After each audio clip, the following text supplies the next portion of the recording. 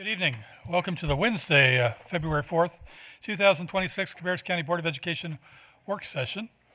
I'm calling this meeting to order, and I will start with introductions before we get into our opening ceremony. So on my left, we have the amazing teacher representative, Madison Little. Thank you for being here tonight.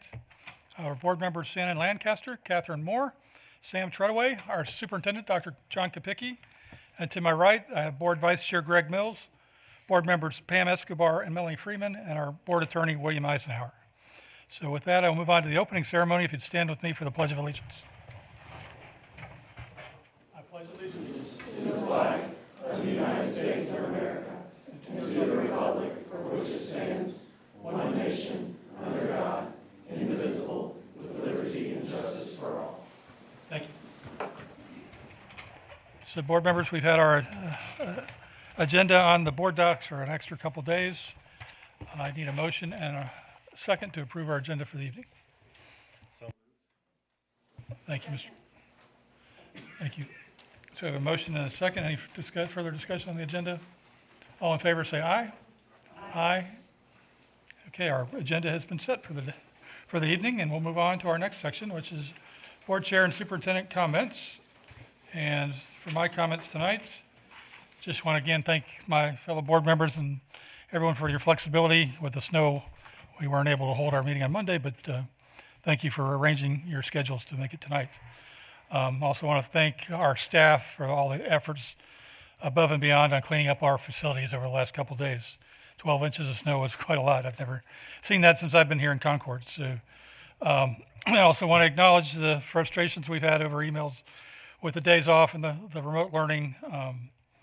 You know, our students and staff, we're resilient, and we'll figure out a way to make up for the lost time. And then lastly, I did want to point out we do have an extra meeting this month. It's called a legislative meeting with our local representatives, and we thank them for coming. That's going to be held on Monday, February 16th, right here in this room. So with that, I will pass it on to our superintendent. thank you, Mr. Walter. I'd like to reiterate again our thanks, as Mr. Walter pointed out, for the patience of our community over the past couple of weeks. Our community has experienced an unusual stretch of winter weather that has required a lot of flexibility and patience for everyone involved. On behalf of Cabarrus County Schools, I want to thank our families, our students, our staff, and our community partners for working with us through these winter conditions. The weather-related schedule changes, they're never easy, and I fully understand the impact that school schedules have on families' routines, childcare needs, and work schedules. We appreciate the cooperation and the understanding shown as we made decisions focused on students and school safety. I also want to recognize our employees and our teachers for their patience, and I especially want to thank several people that have really gone above and beyond to make sure that we're taking care of our kids and our facilities. And that would be our facilities and maintenance crew under Dr. Cabarrus' leadership. His leadership in that department has been outstanding, and I deeply appreciate that work, as well as Chuck Taylor and all the work that he continues to do and provide the guidance in the facilities and maintenance crew. They do a spectacular job, and I deeply appreciate it. I'd also like to thank Dr. LeGrand. There's a lot of things that go on behind the scenes from a teaching and instructional component when we have these weather situations come up, and he's done an outstanding job at making sure that our district continues to run smoothly on the instructional side and working with our principals and making sure we keep things running smooth. So I appreciate his leadership as well. So our goal always throughout this period has been to balance safety and continuity of learning while providing clear and timely communications. We are grateful for the trust our community places in us as we navigate student situations like this together. So again, thank you for your flexibility, your support, and we look forward to getting back to normal routines and continuing the important work of serving our students. On that note, we are on a 2-hour delay tomorrow, and hopefully this will be the last time we have to say those words this school year. Our program choice notification is going out, so parent notification of placement into program choice for the next school year began today in the online family dashboard. As a reminder, parents will have until Monday, February 16th to make a decision to accept a seat. Any seats not accepted within this window will be forfeited to waitlisted students. This is also National School Counselor Week. And as we celebrate this, we celebrate the incredible school counselors who support our students academically, socially, and emotionally every single day. Their guidance, care, and advocacy help students find their path, overcome challenges, and see what's possible. Thank you to our school counselors for being trusted listeners, fierce champions, and steady encouragers for students and families alike. Lastly, February is Black History Month, a time to honor the achievements, contributions, and rich cultural heritage of Black Americans throughout history. It is also an opportunity for us to reflect, learn, and grow as we celebrate the diverse voices that have shaped our nation and our community. In our schools, we are committed to fostering an environment where every student sees themselves in history and feels empowered to build a brighter future. Let's take this month to listen, learn, and continue working together toward unity and understanding. Thank you. Thank you, Dr. Capicchi. Before I move on, I did want to thank Deputy Chris Dial for being here this evening and providing our security as SRO at Royal Oaks Elementary School. Thank you. So we'll move on to our section 5, which is our report section. And 5.01, we have a construction update and welcoming Mr. Brian Cohn to the podium. Good evening, Mr. Chairman, members of the board, Dr. Capicchi. Here's activities that have taken place over the last couple of months on our major projects that we have going on. We'll start with Coulter and Webb. So we've had mechanical and electrical trades working at a real steady pace that they're expecting to get power turned on to these buildings by March the 2nd. So that's just around the corner, which will be a good thing. Superior Mechanical Systems, our mechanical contractor, has been meeting on a weekly basis, making sure that they're on schedule so that when that power does come on, we can start moving air in the building itself. We're beginning to see acoustical ceiling grid installation and finishes taking place in that C classroom wing, which was one of the first sequenced portions of the project. The landscape contractor had installed some trees and some straw and seeding in areas along Spring Street and Grove that were ready. Going ahead and trying to get those done preemptively as this is the best time of the year to plant trees. Rogers is continuing to work on quotes for the playground equipment. We have that under their package, so they're soliciting bids from 3 different vendors, making sure that we get the best price for that playground equipment itself, because we have 2 playgrounds. We have a pre-K playground and a regular kindergarten through 5th grade playground as well. Curb and gutter work continues along Georgia Street and emergency access. It got completed over the last few weeks. We're beginning to have conversations with authorities having jurisdiction, so that's the City of Concord, the Cabarrus County Inspection Department, over what the move-in sequencing looks like for staff and furniture, because schedule is getting tight on this, but we want to make sure that we have those conversations with all those people that have a play in how this, essentially how we move the staff into that school. And then we were fortunate over the winter break, we were able to tour the principal and assistant principal in the facility as well, giving them a kind of a glimpse as to where we were at, and gave them updates on what activities were coming down the pipeline. Just some interior pictures. The monument stair there is getting installed in the main entry as you come into the school.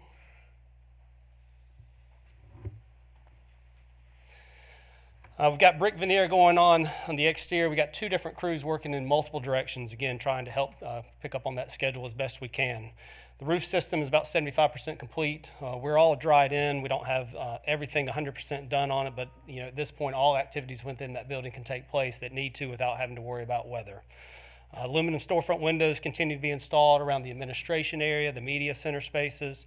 We have drywall work taking place in the A wing and the B wing as well.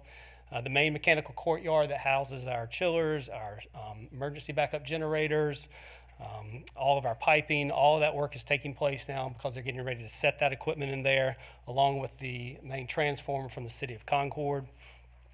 Rogers continues to provide updates to the community on their site fencing around multiple places in the community, saying what activities are taking place and the impacts that they may have on the community itself.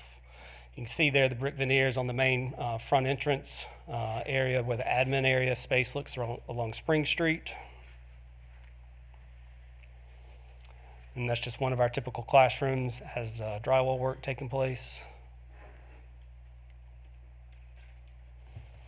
These are just some interior shots. That's the main data closet there on the left. You can see we created an opening into that. We've done a few creative things with spaces. One of the main mechanical rooms and our main data, we're going to put storefront glass on there and kind of use those, since it's a STEM school, as a teaching element for the kids. We've got a graphic and In the data closet, they're going to see the main data switch and the wires and the fiber and all the lights flashing. We felt like it was a good opportunity, and we'd seen that done in another district. Thought this be a good place to try that out and see how it does. So, on the right there, you can see the first grade hallway starting to get first coat of finished color paint on the frames and the doors. Again, so our classroom wings are moving along at a real good pace right now. They got temporary heat running in them as well. There's a look from over Georgia Street, looking at the classroom wings. You can see their pressure washing brick veneer that's been completed on that C wing there on the left. And again, Mason's working on that B wing around to the right, as well as they're working on the front of the school, so multiple places. That gives you a good kind of overall view of that parent car rider line, the parent staff visitor lot, as well as the bus lot. That's Franklin Avenue up at the top of the screen, Spring Street over on the right, and we're kind of sitting over Grove Avenue right now looking at that. Moving on to Mary Frances Wall. So parking lots and the parent drop-off area have been graded, and curb and gutter has been completed along those spaces. We got sidewalks that were being poured prior to the winter weather that moved in, and they were getting poured and completed as well. New dumpster pad area and the masonry screen walls, they're taking place on site. All 4 playground areas, we've got 4 playgrounds attached to this site. Every classroom exits out onto a playground space, so we've got all of those areas rough graded, ready for that playground system when we get ready to bring it in. They're tying in all downspouts and connecting them to the underground drainage. Exterior storefront windows are going to be installed on a portion of the project over the next few weeks. We got window replacement in the existing wing that we had not captured originally, but we were able to pick back up in their scope of work. If you remember, on the 95 portion, there were a bunch of classroom windows that were actually operable back in the day when we put them in, and so we don't want operable windows in classrooms now, especially with little kids. And then they're pressure washing the brick veneer on the exterior as well. It's been completed. So again, really starting to wrap up on the outside in terms of the veneer and the finishes and the building envelope itself. You see the main data switch coming in. That's a 1,000 amp service that's going to serve this building.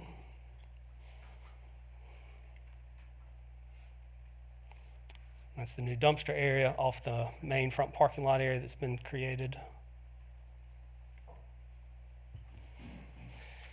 We've got sheetrock installation going on in the corridors and the connector spaces in between the building.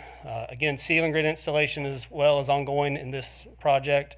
Low voltage control wiring to all the VAV boxes for the HVAC work. We got permanent heat scheduled to be started up. This was last week. We missed that because of weather. So we're hopeful that next week we'll have permanent heat running in that facility. They do have temporary heat running right now.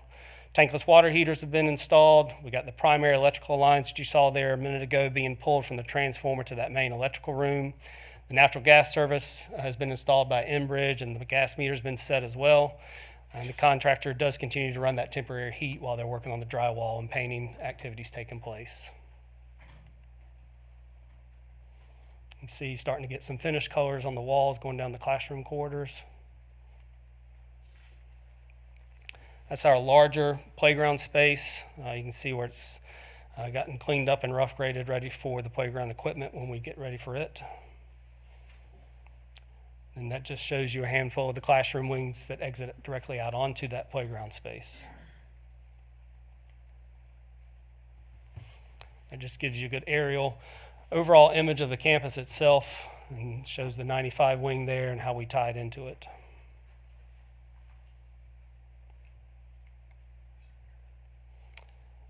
Moving on to the Opportunity School. So we've got all the ABC stones set up around the bus loop. It's ready to be paved once weather breaks for us. Again, concrete sidewalks and outdoor pads are being placed and finished around this campus as well. The hard gypboard ceilings are being framed and installed in the student restroom areas. All our freestanding aluminum canopies have been installed at the main entrance and the bus entrance. The electrical devices have been installed and are being terminated in the main panel as well, setting all the breakers. And our mechanical units have been installed and preparing for that system startup in the next 2 weeks as well. That's a view looking at the bus entrance on the back side of the facility there. And that's the multi-purpose space where kids will come in, the bus riders, they'll get checked in there, and then they'll navigate to the general population of the school from that multi-purpose room. We've got natural gas has been installed here as well, and the meter is ready to be set. We've done some additional framing in that multi-purpose space that's been completed. The finish coat on the concrete masonry block in the warming kitchen area has been completed as well. We have to do that per the health department requirements. Interior painting continues throughout this building. The main distribution frame, or the MDF room, which is our main data closet, it's being cleaned and made ready for the data cabling and rack installation to be pulled into it. Coordination, again, is underway with City of Concord, who's going to provide all the site lighting for us around that campus, and we'll be doing that in the next 2 to 3 weeks, they said. That's looking at the main entrance there off the front parking lot. And that's the large outdoor basketball court area that we created for them. If you're familiar with the current campus, they do have an outdoor basketball goal and court area down kind of below the existing school. So we were trying to make them a space that they could use just like that one.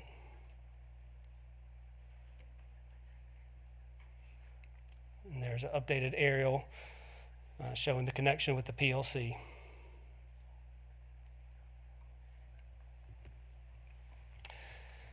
Last one we'll touch on is that fuel farm project. So the paving is complete around the canopy and the fuel tanks you see. We did have our first delivery of fuel brought into those tanks to test all the lines. Technology has gotten all the security cameras installed on the canopy structure. We're coordinating with the transportation staff on training for the new equipment. We've installed the emergency access gates that we were required to do as part of the fire review and requirements. And again, City of Concord has worked with us and installed some additional site lighting around that area now to make sure that it's easily viewable at night, because some of those deliveries do take place when it's dark.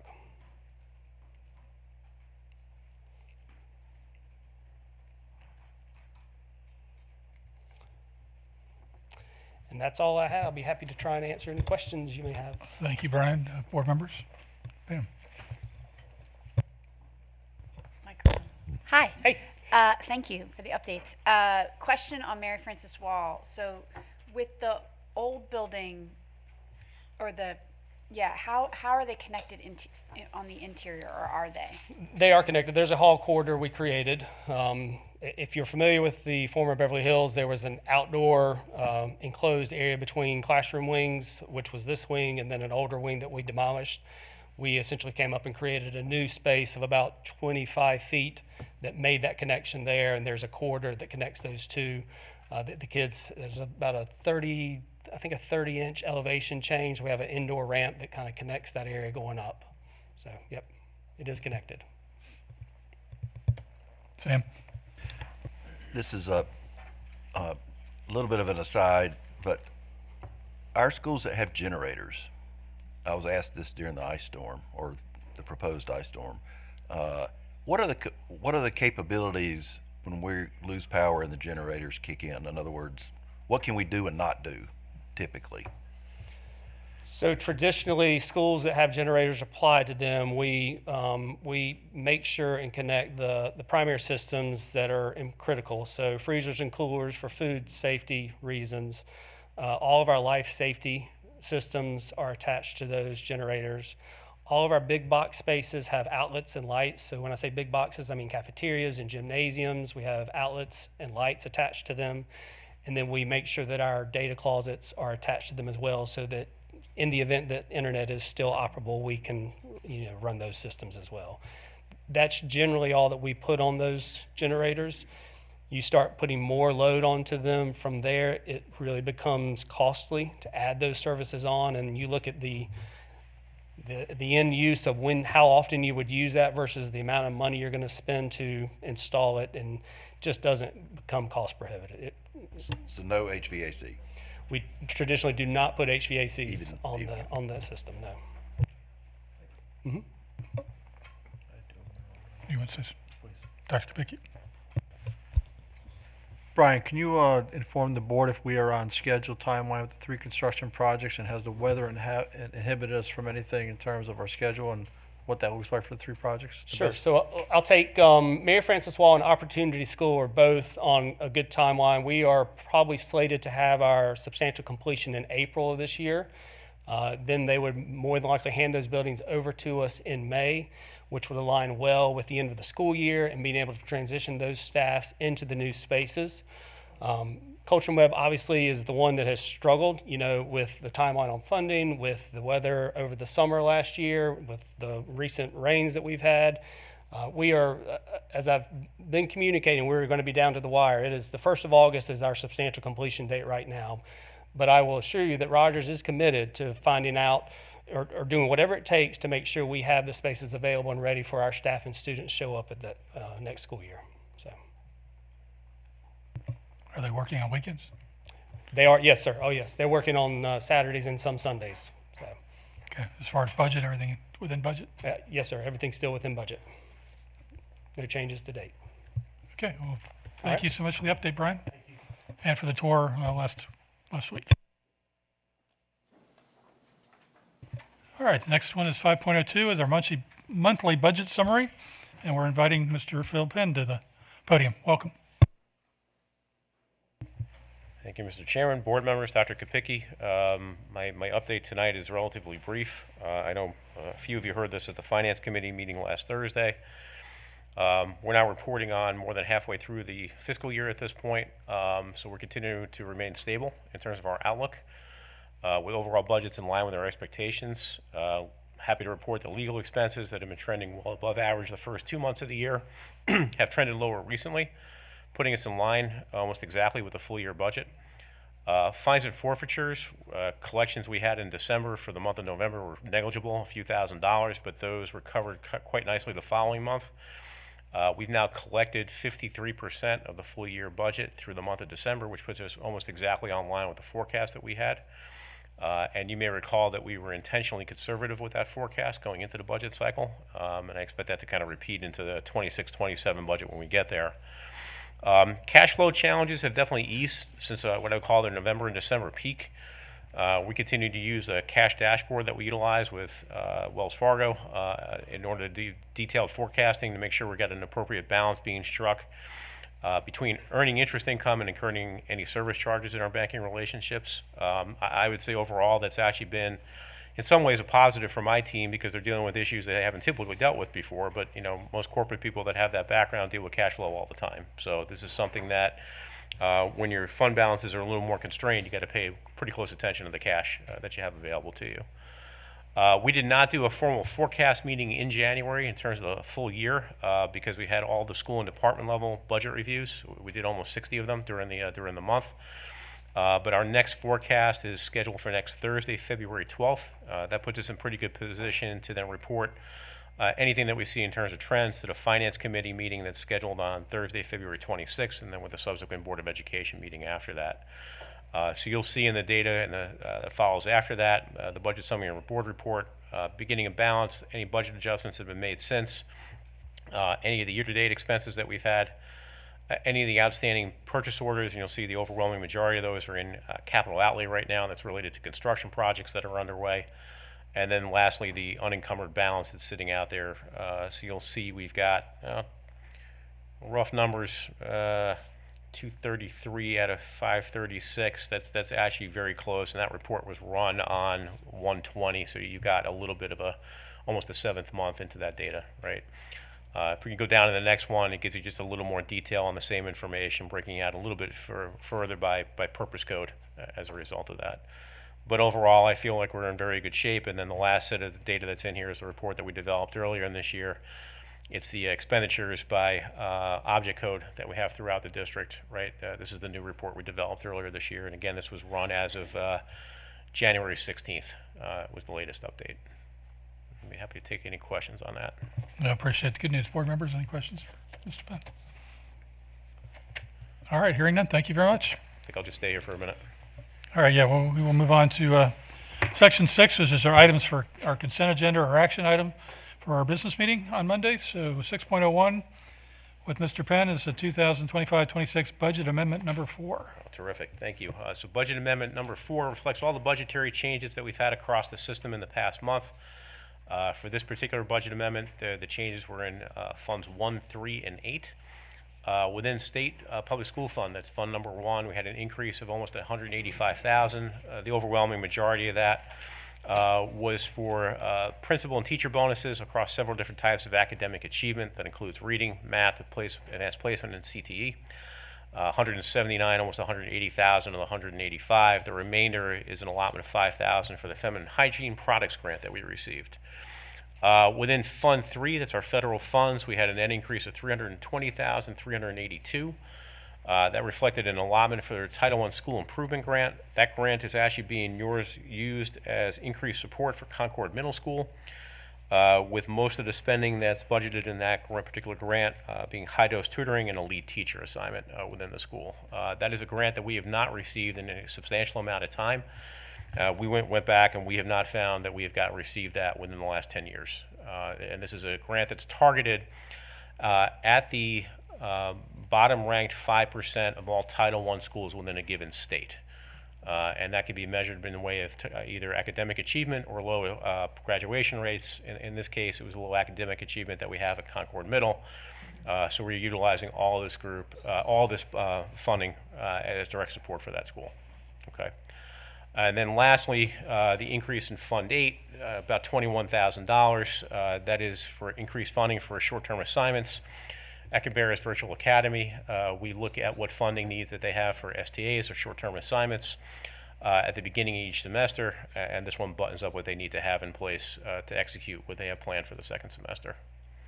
Again, happy to. So that takes our total funding level up to the $539,799,074 for this year.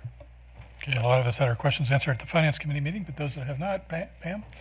Yeah, I couldn't make it to that. So I just wanted to ask about grants. Are these grants staff at the district level are applying for them, or are they at the school level applying for those grants? It depends on the grant. But typically when you have a title-related grant, that's something that almost comes to you automatically. So this one was not a competitive grant in some respects, right? So a competitive grant usually involves personnel at the district having to compete against other school districts that would be eligible to receive that grant for that funding. This one is one that's tied directly, as I said, to Title I. We received it because of the eligibility, but then we also have to participate from a district office level in terms of aligning a budget to the grant amount, submitting that, have it be reviewed, and have it be either approved or denied with comments, in which case there's a back and forth that goes on until we agree to a budget and how that particular grant's going to be spent. Yeah, and that particular grant is managed out of Dr. Roth's office with support from the school, Dr. Auerbach, in terms of determining how that grant's going to get utilized. Yeah. Okay, board members, we want to add this to consent or action? Consent? Head shakes, yep. Okay, that'll be added to our consent agenda. Thank you, Mr. Thank you. So in 6.02, which is policies for first read, we're going to welcome Dr. Sandy Ward to the podium. Good evening, board members, Dr. Kopicki, Ms. Little. We have 4 policies up for first reading this evening. I did receive one question and answered that, but did not receive any others. So I'll move on into our presentation. All right, so first we have policy 3225, 4312, 7320, technology responsible use, which was a district request at the time. And there we added new language in section B8 related to student data privacy shared with AI services and AI generated images. Any questions? You looking for questions on each one? Okay. Okay.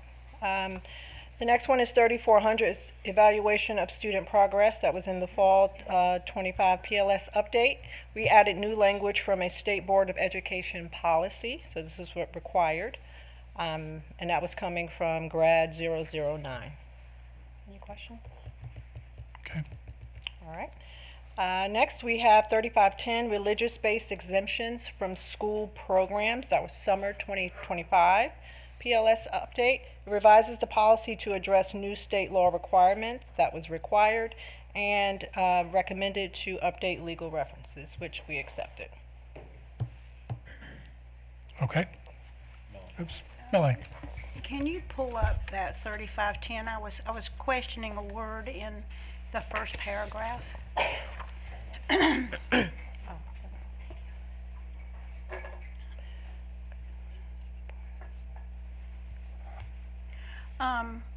It says to the extent practicable, and I was wondering how that would be implemented.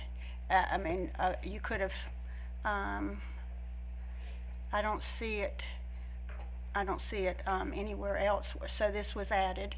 So, and not extent permissible, but practicable. I was just wondering what the definition of practicable would be. Dr. Kubicki? Good. What's that? I'm okay. Is he good? Okay, so I think what this one is talking about is as far as teachers putting out, making sure that curriculum is available and online. Once you know what is going to be taught, and if you feel like you don't want your student or the student themselves does not want to be involved, then they can, ask to be removed, or a parent can ask to be removed and have an alternative assignment that is equal to the standard that we're trying to cover. That's a great question. Is practicable, because we want to make sure we don't walk in that first day, walk in on the day of an assignment, Well, and it then says someone will is be asked. notified to the extent practicable, will be notified in advance. So I'm just wondering if there's guidelines for that, timetables, Syllabus. anything like that. We would do a syllabus letting them know, but this policy also mentions discussion. Would you mind coming to the podium, please?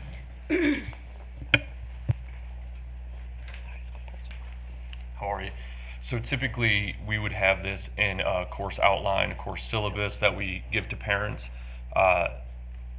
This is a policy where they've also added discussions. So sometimes I think we have to say to the extent possible, because we don't know what exact discussion will come up in a classroom.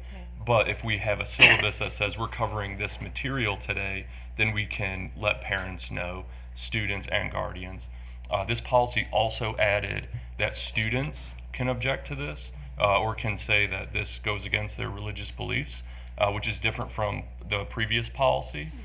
So that's another addition that we have here. Lastly, this is also a state required change. So it's their required wording? Correct. So just to clarify that to the extent practicable, Here in Cabarrus County Schools, our schools exercise 3 of those flexibility options. We use the budget flexibility, we use the calendar flexibility, and then we use the employment flexibility. The reason is that the other 2 that are previously identified, they come with some very stringent requirements that the state would have to really vet before you can participate in those. For example, assessments. You can't opt out of state administered assessments. That's one of the conditions. Therefore, we elect not to participate in that. The other is the standard course of study. Well, the North Carolina Standard Course of Study provides for each of the subject areas essential standards, which schools are certainly to integrate and embed within their current curricular programming and curricular delivery. That really sets the baseline for what a student's depth of knowledge should be for that particular subject.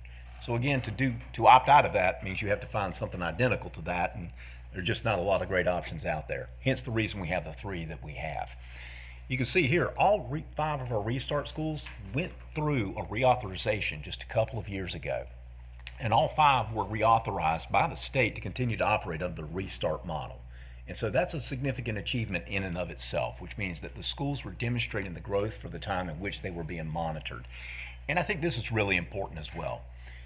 3 of our 5 Restart schools have exited recurring low-performing identification by the state.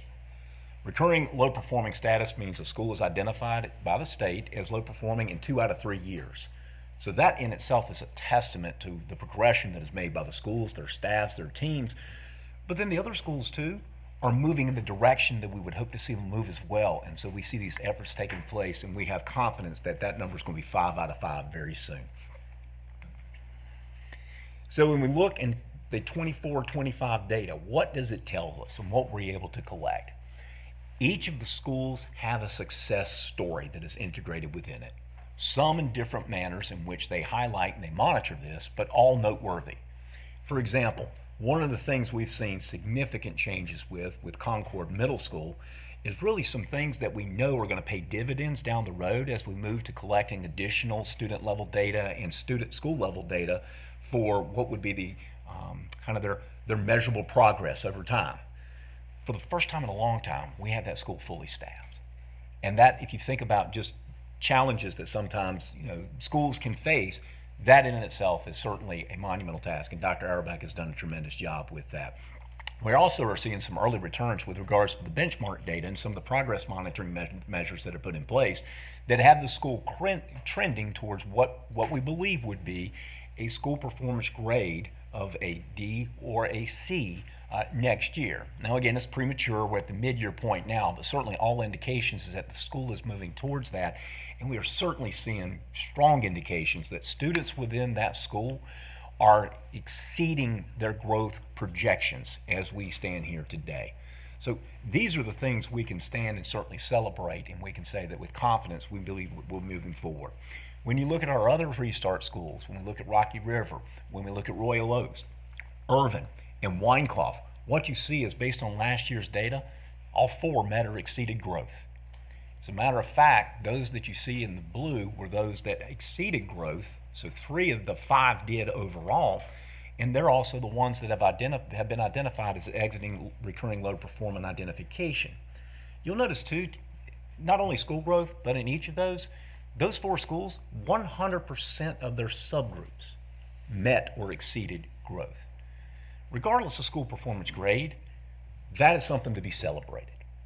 And it's with the efforts of the leadership within the school and the support that they've been provisioned with and the support that the board has offered that has allowed that to continue. So, one of the things we continue to operate under next year would be the employment flexibility. And that would be continue to have the flexibility to hire high quality staff outside of what would be their licensure or certification areas. Now there are certain provisions that have to be in place such that you just can't necessarily hire someone who is unqualified or isn't fit to serve in that role. But it gives them the flexibility to find those candidates who are good to get in front of children, who have good foundational instructional practices, and be able to move those individuals towards licensure over time. It's something that the schools have certainly leveraged, and it helps with the staffing model. Budget. Hats off to our finance team. They have really been creative and supportive with our schools and working with them. And what they do is they are very open to saying, how can you leverage your dollars to make sure that you get the greatest ROI out of it? And that being anywhere from just flexibility with how certain monies are spent within the school. Again, not loosely, not without being discussed, but certainly with strategic provisioning. And also recognizing too with those monies as well that they may have to get some additional timelines for some of the expenditures that take place because they know that there are end-of-year activities that have to occur to be able to get students prepared for what would be their end-of-course test. So these are things that are taking place and certainly some things that our finance team has really championed. As far as the calendar request, I come here before you tonight to ask for consideration for what would be 3 additional early release days in the 26-27 calendar for the restart schools. Those dates have been identified as September the 4th, February 5th, and then March 5th. And you can see that early dismissal for elementaries, our schools would start at 8:15, and then they would dismiss at 12. And for our lone middle school, that would be a 9 o'clock start time with a 1 p.m. dismissal time. And with the remaining time within the instructional day or the day for staff, they would focus on that school-based professional development, targeted and tailored to what their school goals are. A teaching and learning goal that is focusing on literacy and or math, a student wellness goal to which they would have professional development in place to support that. And then many schools find this is a great time to have our PLCs work together for data digs and really diving into student level information to make sure that they're making informed practices for them as they progress through the year. Here's merely the calendar representation of those dates. You can see September, February, and March, and then the circle around the dates would indicate where those dates fall in relation to other events on the calendar as well. And so, if approved, schools would then communicate with their families to inform them in advance of these additional dates that would be honored, the purpose for those dates being designated. But it also, too, gives us a chance to bring children in and continue to serve what would be breakfast and lunch on those days, such that we're not necessarily establishing a full work day that honestly sometimes creates a little bit of a challenge for some of our families and that rely on those meal services at the school level. So they would continue to operate with that in mind. And we would certainly partner with our Boys and Girls Club and our Kids Plus programs to make sure that they would be able to continue to operate as scheduled in those locales without interrupting their services as well. Here's where the principals gave a sense of some of the activities they've used in the past for professional development and what the focus of said activities would be within the school. And you can see there's a variance across the board, and there is a wide range of what they would offer, but at the end of the day, it's really tailor-made to their school and certainly will assist and support in the academic achievement and academic outcomes that we're seeing play out within our Restart schools. So I'm going to pause there for any questions that you may have. Board members, questions? Melanie? So how many days do they already have professional development? Great question. So currently, our Restart schools follow the traditional Cabarrus County Schools calendar. Mm-hmm. So right now they're aligned. We don't have a different start date and end date. In some districts, we do see that. They have a little bit different model in place, but we have found it best for our families and for our staffs and even for our students to make sure that the beginning date and end date aligns with the traditional calendar. And then once then that is approved, the Restart schools would then say, we would like to then have these additional considerations in place to focus on those efforts that they have play out. So to give you how many right now, I can't speak specifically to that, but it would be the same as our traditional schools. So they already have professional development days, and this would give them 3 additional. Yes, ma'am. So, okay, That's correct. You're exactly right. all right, thank you. Greg's next. Greg? Sorry. On these half days, you mentioned the Boys and Girls Club and Kids Plus. Is Boys and Girls Club staff coming to the school, or are we okay? So what they have transportation that they would provide. So once again, one of the partnerships that we do have with some of our sites is the transportation, such that at the end of school, students then go to the Boys and Girls Club for those after school, after hours activities. So that's something we would coordinate with them to make sure that those same services are still in place. So it's for the kids that are already utilizing Boys and Yes, Girls sir. Club? That's correct. All right, so parents who are not utilizing Boys and Girls Club or Kids Plus, it's just like any other half school day. Yes, sir, that is correct. Their kid's going to get on a bus and going to come home after noon, and they'll have to. That's correct. Okay, so this is an additional, just 3 additional half days for the parents to have to figure out. 3 additional days for professional development at the school level. Yes, sir. Okay, thank you. How many hours per day? How Pardon many me? hours? So the elementary schools would go 8:15 to 12 o'clock, so roughly just shy of 4 hours. And then the middle school would go 9 o'clock to 1 o'clock, which would be 4 So they're hours. giving up how many instructional hours per day? Oh, so again, for our elementary schools, each day it would be from 12 o'clock to 3:15, so 3 hours 15 minutes on those days. And then for the middle school, it would be 1 o'clock to 4 o'clock, so it would be 3 hours on that And day. that doesn't come anywhere close to the required hours that you. So with Restart flexibility, they're not held to the same seat hours. That's Sure, one of but the I mean, you have a provisions. goal, you have a goal, I'm sure. Absolutely, yes, You sir. don't Most want to give definitely. them less hours than anyone else. The if you seat don't- hours would be adjusted, that is correct. Okay. Anybody else? Dr. Kapicki?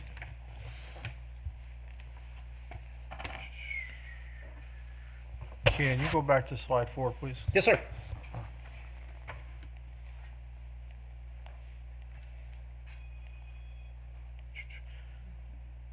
Tell me when you see it. The data right there. There you go.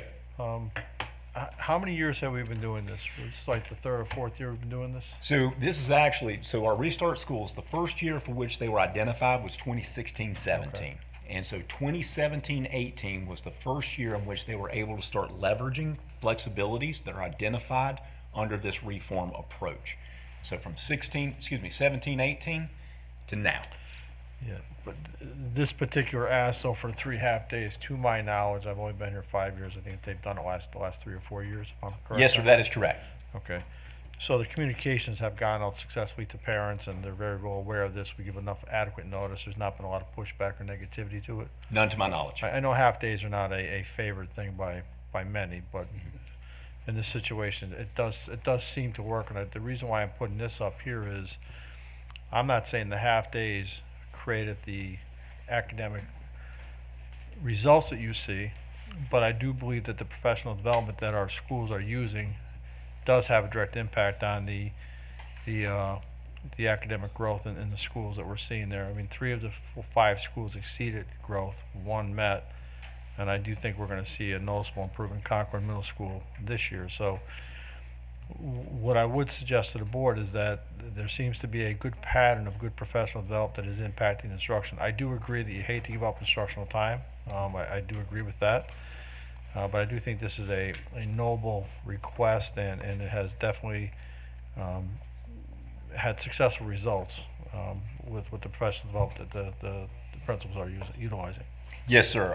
And I think to further that point, when I mentioned there were 51 schools that were part of cohort 1 in that 17-18 year, of those 51, 15 of those schools have come off of the recurring low performing list identified by the state. Of those 15, 3 of those are here in Cabarrus County schools. That accounts for 23% of those schools who have come off the recurring low performing. So I think that supports exactly what Dr. Kubicki was alluding to. Sam. I trust and respect these principals who are doing terrific work at these schools. I will say, I find it, I don't know, I just wonder if Labor Day Friday, I'm going to support this plan because it's a great plan, and I know these folks have done a lot of work to put it in place, and will make sure that it is implemented correctly. I just wonder if Labor Day Friday and the Friday before spring break is the best time to do PD, but that's me. They know their school, they know their staff and what they need to do. But the main point I wanted to make is I would hope that our legislature at some point would trust all of our principals with this kind of flexibility, so that they could better serve their students. Good point, Sam. Shannon, did you have something? I was just going to say it's nice to see the improvement, and obviously whatever these schools are doing is working, and it's good to hear the good news with Concord Middle. And I agree with Sam, it would be nice to have this flexibility with all schools. And this isn't the first time we're asking for these days. They were last year too. No, sir. This is going on nearly a decade now. Okay. Board members, you want to put this on consent or action? Consent? Consent over here? All right, that'll be on consent, and we're going to keep you at the podium for our next one, which is you're going to give us a recommendation on the overcrowding situation at Odell Primary and Odell Elementary School. Yes, sir. So completely shifting gears. My pleasure to stand here before you tonight to be able to review some of the information that we presented to the board over the last couple sessions we've had together. If you recall, back in January, we had an update on the situation that we're facing right now in the northwest portion of the county with some of the overutilization, and certainly some of the impacts that it's playing within our schools, and what those impacts, what we project them to continue to be, and what sort of results that they're having now as it plays out in day-to-day operations. So tonight, our team has prepared a recommendation for what would be a capping measure to provide some temporary relief for the schools, for Odell Elementary School and Odell Primary School. I'd be remiss if I didn't start by thanking my colleagues who have really done yeoman's work on this as well. And I'm just here to present, but it's really their efforts who have helped fuel some of this, drive some of this, and be able to provide some of the numbers and the metrics and the data that you'll see behind it tonight.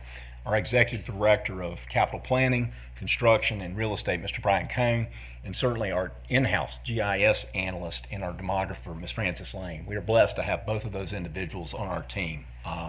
They're certainly some of the best in the business. I certainly don't want to make tonight about bragging for them, but again, we're thankful for not only their leadership, but really their passion for doing what's right for kids and really thinking collectively and holistically in that. So I'm honored to serve alongside them.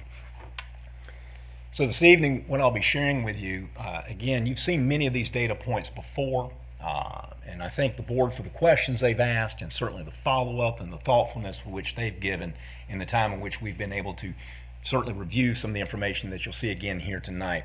So we're going to go through, again, some of the historical trends. We're going to talk about some of the metrics that have led us up to this point. We're going to focus again on the enrollment and the growth that, again, is playing out in certain sectors of our county and certain communities. We're going to look at what this growth projects to be as we look out for the next 5, 10, 15 years. And then ultimately, a recommendation will be made as to what would be a temporary measure to put in place to offer us some relief. So you've seen this graphic before, but again, I think it really bears revisiting. This gives us a sense on what our student projections, our student population projections look like in the county for the next 15 years moving forward. It covers a 20-year time span, but really we want to focus on what is the 2025 school year up to the 2024 school year. And this breaks these numbers down into different grade bands. The trend line you see at the top, it really addresses the entire birth to age 17 age population range in Cabarrus County, forecasting out to the year 2040. And if you follow that trend line to the very end, you can see that we're forecasting, not we, this is the North Carolina State Demographer's Office, is forecasting what would be nearly 70,000 students aged birth to 17 in Cabarrus County. The trend line below that is the one I would certainly bring your attention to, and that's the one that we find represents our school age population. That would be students that are aged 5 to 17 in Cabarrus County. And so if you follow where we are now to the 2025 school year, which began this fall, you can see then we were roughly just north of 45,000 students across the county. We're forecast, or the State Demographer's Office, I should say again, is forecasting that number to reach over 50,000 by 2040, so in 15 years. If you take into consideration, we account for roughly 77 to 78% of the market share of students in Cabarrus County. That aligns with what we're seeing right now with our current enrollment, and that's just over 35,000 students. If we follow that number out to 2040, and that same percentage were to hold true over time, that puts us potentially closer to 40,000 students in this district. So again, these are a lot of things that will change. Nothing is absolute. Each year brings different projections, but as we stand here today, this is what the models are telling us. So as we look at that, what we see are certain areas that have been prone to this for quite some time, and it just hasn't changed. So the graphic on your left shows you what would be a heat map by elementary school density in the 2019-2020 school year in the northwestern portion of the county. And then the image on the right is that same graphical representation in 2025-2026. The brighter the color, the more densely populated the area, or the more darker the actual cloud, the more students that are living within that defined area. The illustration here is to show you that it's the same now that it was then. It hasn't changed, and we're starting to see some additional darkening within the northwest area. So this gives us a pretty good sense on, are we seeing something that is a trend that is declining, or are we seeing something that's a trend that is continuing and may actually increase over time? This graphic gives you a sense of the utilization of the elementary schools in this area. We used the 22-23 school year because we wanted to do something and capture something that was a little bit more recent on this model. And then we compared the 22-23 school utilization at the elementary schools that are identified on the map with the 25-26 utilization. And utilization is nothing more than if a school is built for 800 kids and we have 800 kids in it, that's 100% utilization. If a school is built for 800 students and we have 900 students in it, that's 113% utilization, roughly, when you round up.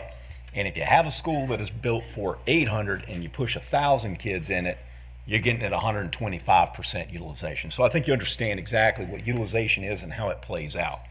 So for these identified schools, you can see in 22-23, 3 of these 6 that you see identified on the map were in the red. Red constitutes above 110% utilized on this graphic. When you look at the graphic on the right, 5 of the 6 are now above 110% utilized. So it just further supports the fact that we're seeing a tremendous, growth within this area, and most of it is due to just an in-migration that we're seeing at a greater rate than other areas of the county. The one notable difference on the map here becomes Carl A. Furr Elementary School. We've seen its utilization actually decline over this same time period. And for that reason, we look at it as being a potential overflow site for students that may need to be assigned to a different school until we can get some relief in play for the foreseeable future. This next graphic, again, there's a lot of information here. I certainly will not go line item by line item with you. But the part that I want to bring your attention to is that if you just go out to the far right, these are the utilization tables for our elementary schools across the district. And again, we capture this with both design capacity, which is what the school is built for, and then we capture it with both mobile capacity, which again, we're reluctant to use when we do school planning, but we know it's necessary to be able to accommodate and to certainly address additional capacity when it's needed. So we do have modulars in many places across the district. Once again, any number that is north of 110% utilization is going to show up as a red, or is starting to get into that threshold of we've got to begin considering heavily some corrective action there. And then anything that certainly gets above what would be that 125% utilization, we're putting some additional strains and some extreme stressors on the building because it was just not built or designed to handle that load of students within it. Now within this, a couple things I'll point out to you is that most of those schools that really, elementary schools, fall within that design capacity of 110%, those are schools at which we either have a a short-term measure from a capital capacity standpoint on the horizon from a planning standpoint, or we were able to offer relief through a recent rebounding effort.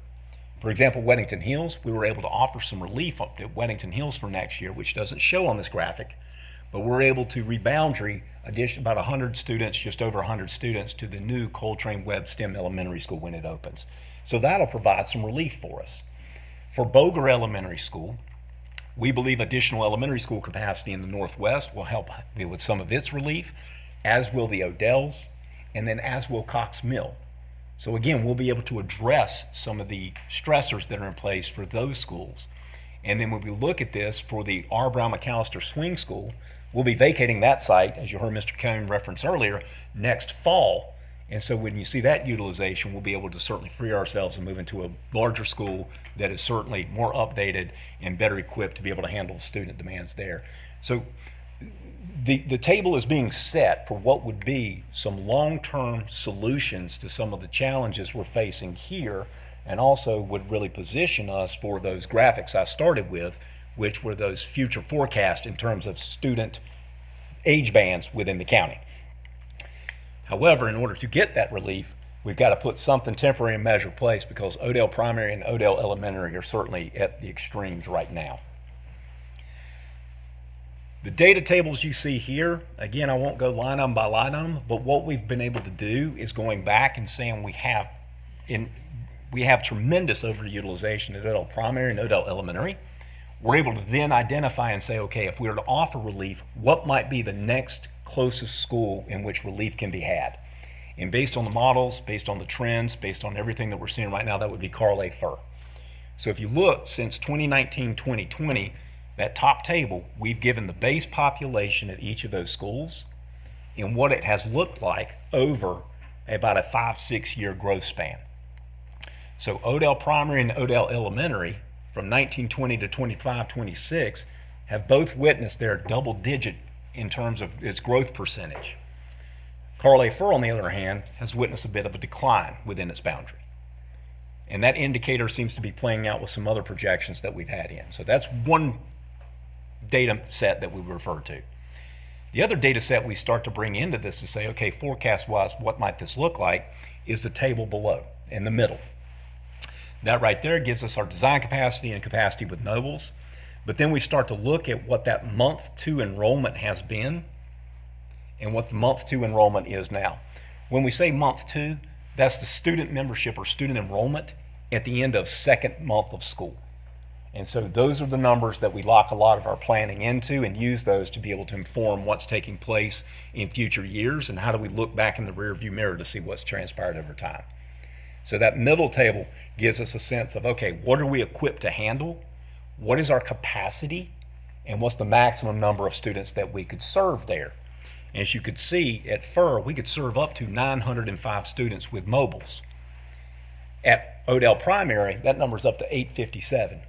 We've already exceeded that. And that number is 1082 at Odell Elementary. We are right there on the doorstep of that. So again, that helps us say, okay, what next? And then the table at the bottom gives you what looks to be the forecast out for student enrollment at each of those sites. Again, capturing month 2s. So as it stands today, if nothing were to be done, we would see, again, a continuation of somewhat nominal decline at Carl A. FUR. It bumps up a little bit to 91% utilized next year, but then you can see as we go to the 27, 28 and beyond, it starts to actually flatline a little bit and bring it back down. If we were to look in that bottom table as to what does the forecast look like for Odell Primary and Odell Elementary, we see Odell Primary continue to spike and then it stabilizes somewhat, but then Odell Elementary, now all of a sudden you continue to see increased in terms of utilization as it plays out closer to the 2030-2031 school year. Again, these three things when paired together give us a sense of what is the likelihood of these projections playing out and then how that might be the impact of the school and the school community. This is another thing that's not captured, and I think this is important to note. Sometimes month 2 doesn't mean that we close the doors and say, hey guys, we're full. Students continue to enroll and we continue to serve, and our schools, our principals, our admin teams, our teachers do a phenomenal job educating all students that come to them. But in these particular schools, Odell Primary and Odell Elementary, what we're seeing play out are continued enrollment growth throughout the year. So when we look at our day 1 to end of year data points in terms of how many students arrive after we start the school year, we start to see that on average over the last 5 years here, Odell Primary School has averaged 91 students enrolling within the school after the start of school. That's a grade level for many schools at the elementary level. And then for Odell Elementary School, what we see is that on average, we have 72 students who continue to enroll as the year goes on. We've already captured this data point for 2026 for you just to give you a glimpse on what we have, what we currently face. At Odell Primary alone, 117 have already come in. And that was as of January of this year. We're not even through the year yet. So these are things to which we also say, okay, this has to be factored in because our month 2 numbers don't always tell us that. So we have to look at ongoing throughout and progress monitor to say, okay, what's taking place and how does this continue to impact the schools? So, challenges of overcrowding, I'm stating the obvious here. These are things to you as board members know. You have walked these buildings, you have seen these schools, you've been in these classrooms, you're out and about, and your support is just so tremendous. So you know these things, you've witnessed it. And I think these are the things to which we were able to bring to light to say, okay, this is the current state. The temporary relief, the temporary way that we could certainly mitigate some of this would be through a capping measure. And capping, again, is an option that is just temporary. It's not intended to be long-term. It's not continued to be a permanent fixture. It is a means to get to a point where you could just have some relief, and then you're able to then set the table and start planning for what the next 5, 10, 15 years then looks like with strategic alignment of resources. So capping will give us that deliverable as an option. So our team has reviewed, and as we look at the capping, we believe that there are 2 options before us. Option 1, cap the entire Odell attendance boundaries for new families that would be moving in after an established date for the 26-27 school year and beyond. Capping does not impact students who are currently attending the schools. Capping is not a measure that has an impact on families who are established, their children are established within that school. It is for new families and those that would be enrolling. Now, when I mention this cap here in option 1 will pertain to students in grades 1 through 5. Kindergarten students would be allowed to continue to enroll at Odell Primary. The reason being is that you have to have a replacement grade level, and we certainly don't want to create a situation where there are no new enrollees for kindergarten. So kindergartners would be given the provision to continue to enroll. The advantages of that is that casting the widest net possible gives us the greatest potential for some temporary relief. So again, the entire boundary gives us a chance to be able to offset those, on average, 91 students at the primary school, 72 students at the elementary school that are coming in after the first day of the year, and also those new enrollees that continue to come to us. We just roll up grade level by grade level. All right. The disadvantages, there's a cost. So we anticipate what might be some additional transportation costs, and I'm going to touch on those in a moment for this particular recommendation. We also know, too, that it will put additional strains on our transportation fleet. We also know, too, that within that students will have longer bus rides. That with capping, that's just unfortunate, a byproduct of it, because you would be going to a school that's farther away from your home than one to which you would certainly be attended or boundaried for. If we look at what bus routes, or excuse me, the future developments look like in this area, this is important. Right now, when we look at the entire Odell boundary, we have essentially 3 phases of development we're always monitoring. Active developments, which means that that neighborhood right now is producing residential units. They are actively taking place, being built, and are coming online as we speak. There are residents residing within these areas. Then we have those that we look at as in review. Those are the ones that are the next to come online. We believe a good rule of thumb might be 2 to 5 years before those neighborhoods really start producing students for us, okay, those student yields. And then we have those that are proposals. We believe that's more of a 5-year timeline before we start to see. So if you look at all the developments that are currently right now before us within this northwest Odell boundary alone, we see right now the potential for an additional 1,280 residential developments of some type taking place within the next 10 years.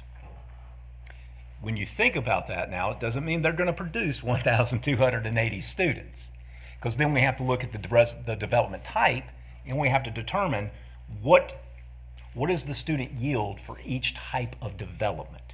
So we have found that our single-family residential detached homes have the greatest student yield of elementary student in this county. On average, that's about 0.2 students you get for every new single-family detached home. For our townhomes, that number is about 0.14 students for elementary school age children. And then for apartments, that number is about 0.13. So that's what we factor in when we see these developments and we see these projects before us, what might be some potential number of students coming out of it. The table at the bottom of this graphic shows you that. So you can see for the active developments, we're anticipating about another 45 students, being yielded from those active developments that are on the map to the right. For our in review, 118 students, and then for those that are proposed, about 47 students. So all total, we can see an additional 200 plus students in this area over the next 5 to 10 years, just based on what's before us here. This is what some transportation models might look like for this area. And this would be, again, for a full cap of the entire attendance boundary. So the graphic on the left gives you what the transportation routes might look like for the area north of Highway 73 for the attendance boundary. And then the map on the right gives you a sense on what the transportation might look like for the area south of. A lot of lines and a lot of configurations, which certainly welcome to the world of transportation is what I'd like to offer sometimes. But essentially what we're looking at is that we believe it would take 7 additional buses to service the entire boundary. And those 7 additional buses would cost us about an additional $225,000 in transportation cost. And then you could see Each of those buses has been identified with a route: North 1, North 2, North 3, South 1 through 4. And then we've tried to give a best estimate as what would be the maximum ride time. So you're seeing the maximum ride times there. So on average, we would be looking at students across the entire boundary.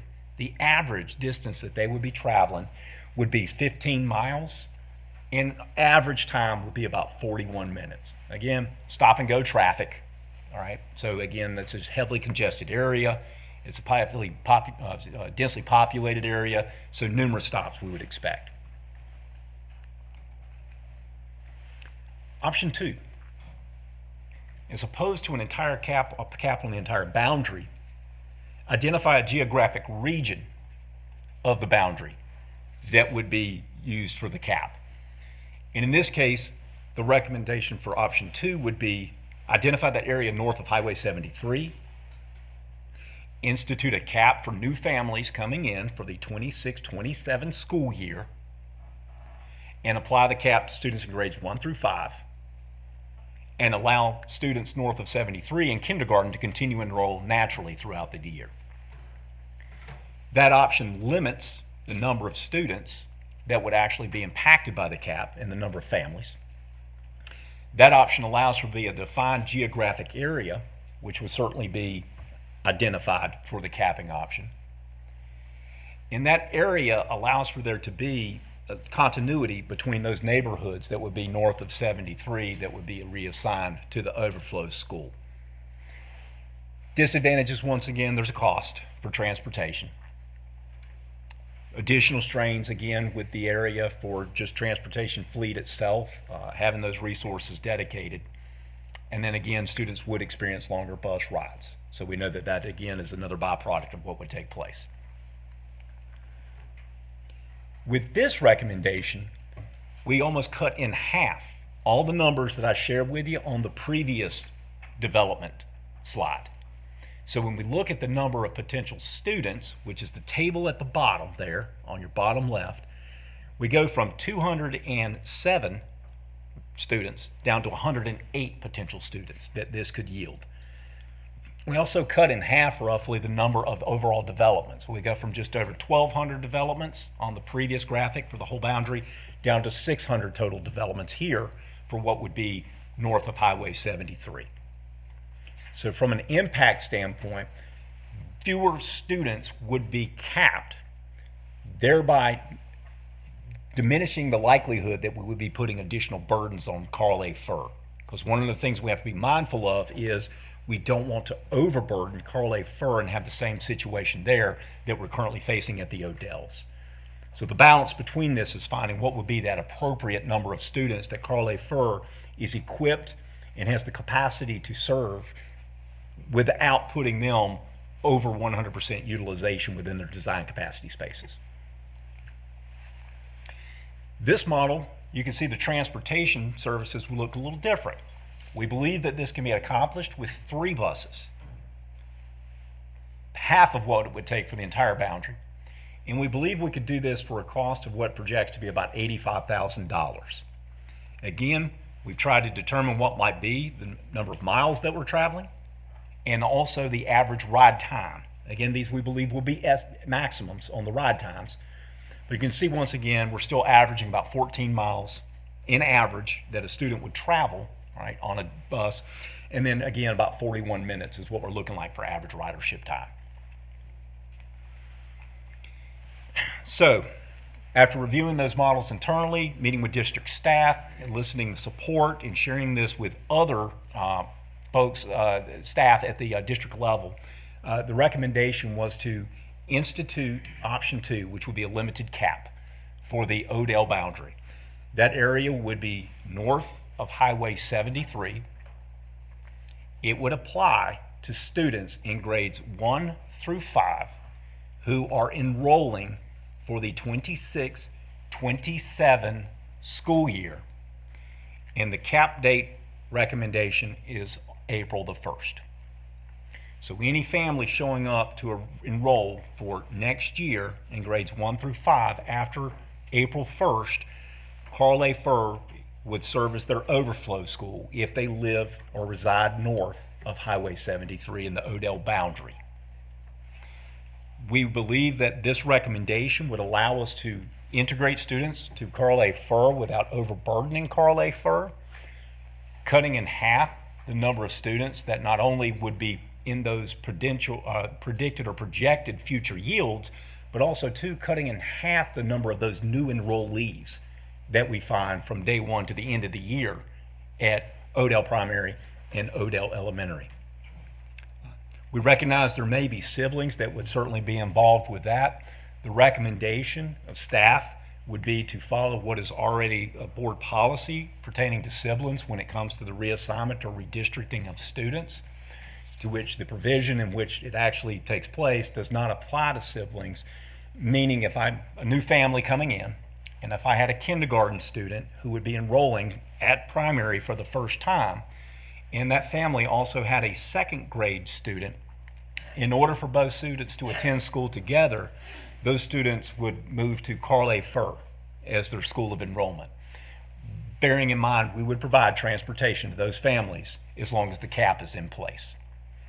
Again, it's our belief and our projection that this cap would be in place until the fall of 2028, by which we anticipate a new elementary school coming online in the northwestern portion of the county. And once that school is online, then the area which has certainly been identified for the cap, we believe that area would be reboundaried for the new elementary school. Another reason that north of 73 would certainly be the recommendation of staff on this option. I'm going to pause there because I know I've given you a lot for any questions you may have. Board members, Pam? Thank you. I know that we got some emails just of some concerns from up there, so we just want to make sure that people understand that this is for new people moving in after April 1st. Yes, ma'am. That's the most important thing. The question I had, which I haven't had a chance to ask before, and I'm sorry, which is the money, $85,000 for transportation. Do our transportation dollars come from the feds, the state, or the county? And because we're capping at the local level because we're lacking the capacity at the school, and that's a county responsibility to build buildings, does it, who picks up the load? It's a great question. So our transportation is a mix of state and local funding. So the way in which the transportation reimbursement model operates is that the state of North Carolina does fund transportation for students in a public school unit from a pickup point to a drop-off point. The state will not fund transportation for students who are transported to one school and then need transportation to another school. So as long as we're able to deliver pickup to school service, then that expense which we incur, I think I've given you a number in the past, on average takes about $5.13 per mile to be able to transport a student, and that's all in baked cost of, salary, driver benefits, operation of the bus, fuel, etc. So we are allowed to ask the state for reimbursement for that. The state does not refund it fully. The state, what they do is they refund a district a percent of what their allowable expenditures would be. That percent is based off the efficiency of the district's operation. I know it gets complicated. Yeah, you got to see the model. So with that, the best way to summarize this, the leaner we're able to operate, fewer resources, the more students we're able to transport with fewer resources, and the fewer miles we're able to travel, that greatly increases our efficiency rating. The state is saying you're doing the absolute maximum best with the dollars that have been afforded to you to transport children. So there's the base model. Then we have a local supplement we receive on the county side, the local side, to more or less offset some additional expenses to which the state, quite honestly, doesn't cover the full amount of. I hope I've explained that well enough. So you're saying then that we'll get most of it from the state, but the counties, we're gonna have to get money from the county then, or local. We would, right now, the team, and again, a recommendation for the second option with the $85,000 expense in it.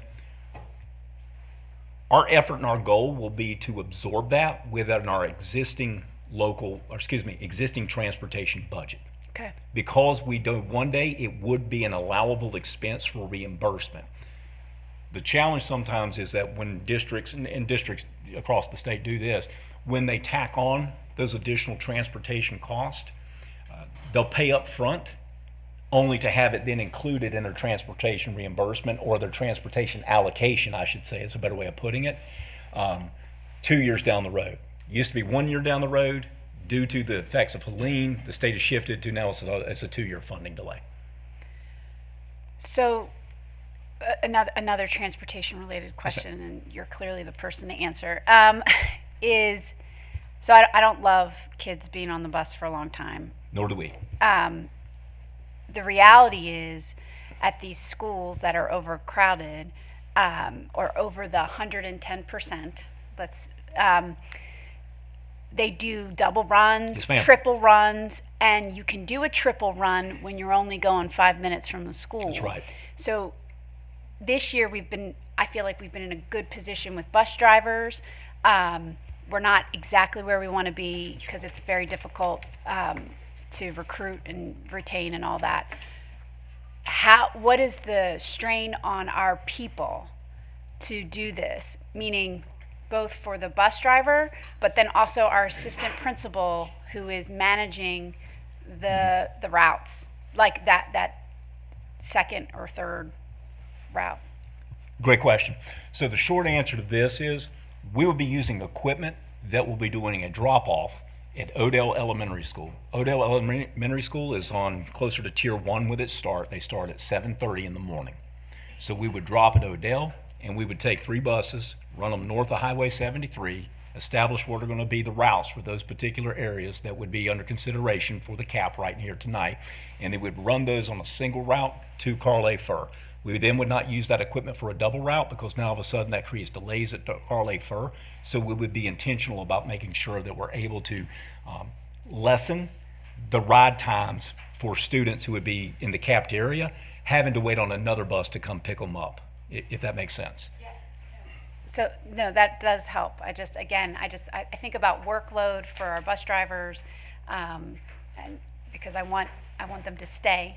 Yes, ma'am. We do too. And we love them, and they do great jobs, and they're the first people our kids see in the morning, and we just have seriously, our neighborhood, we love our bus drivers. So we just want to make sure that their job is not impacted any more than it has to be for this. So anyway, thank you for the detail. I know we sort of glanced over the slide, and we've talked about this as a board at our retreat, but again, this is a safety thing. This is a huge issue with putting too many kids in a building. It affects the quality of their education as well, because that teacher, trying to figure out moving kids through a building, that it's just too many. It's dangerous, but also it affects the quality of their education. It also affects the quality of life, again, for the teacher, for the staff, for the people who work, and we want them to be at their best. And they can't do that if they're in a cramped space and trying to make do. So again, this is not ideal, but we need to focus on, it's a lot of numbers. It was a lot of numbers. But those are people. They are people, real people, who go to our schools, who expect a quality education. The reason why they love these schools is because they are award-winning schools. And we want to keep them that way. And so, again, not ideal. I'll just say, Chair, I think we have to put this on action because we need to give the public an opportunity to respond. Although I also recognize that the public that are affected aren't living here yet, so they don't even know this is coming. But just give people an opportunity to weigh in if they want to. Thank you, Ms. Escobar. Other comments? Shannon.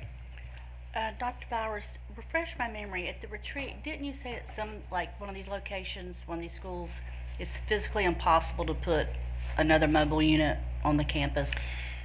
So I would never use the word physically impossible, but to do so, we are displacing something that is integral to the operation of the school. We're getting into basketball courts, and so really that's not something we're willing or wanting to do. So from an additional modular capacity, we do not see that as an option moving forward. It does not change, and you know this, because certainly we've discussed over time, it doesn't change the core capacity of the building. We're not adding cafeteria space. We're not adding gymnasium space or gymatorium space. We're not adding hallway space. We're not adding enhanced restroom sizes. So modulars are just, they're not an option for where we are at this point now. Dr. Capecchi, you wanted to add to that? Yeah, I appreciate the question, and Dr. Bowers answered it well. But I would say to you, as your superintendent, that I would have strong opposition to making either one of these schools bigger. I don't think it's a safe option, and I am absolutely opposed to putting a modular unit at either one of these schools right now. The space is limited. We would be encroaching in bad ways on safety and student movement, student physical activity space.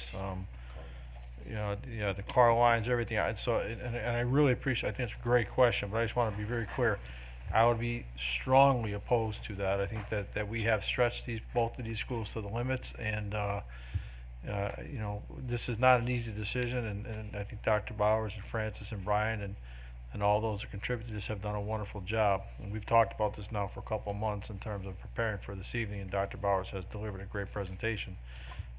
But to be clear, there is no space available at either one of these schools right now. They are packed, and we cannot add it or save it with the modular unit. So I just want to be very clear to the board on that. Thank you. Catherine.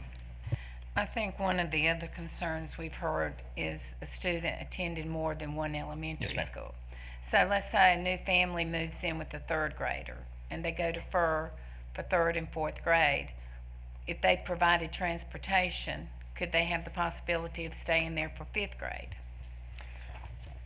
It has been, the board has historically recognized transition grades as opportunities for students to stay within their current school assignment should they elect to do so. I do not anticipate that our proposal when we come back, and not too far from now, for the northwest boundary, that our recommendation would deviate from what has been previous board practice. So you're saying they would go back to Odell or either the new Northwest school? So under the scenario that you provided, if I understand this correctly, I just want to make sure, Ms. Moore, under that scenario, if a student attends FIR for grades 3 and 4, and then a new school were to come online in their terminal grade year at FIR, that student would be given the option to either remain at FIR or attend the new elementary school for his or her fifth grade year. I hope I captured that correctly. Right, and that would help in that they would only have attended one elementary school here. Yes, ma'am, that's correct. Okay, because if they're moving here, that means they were at another elementary school. So I think that would help too. Yes, ma'am.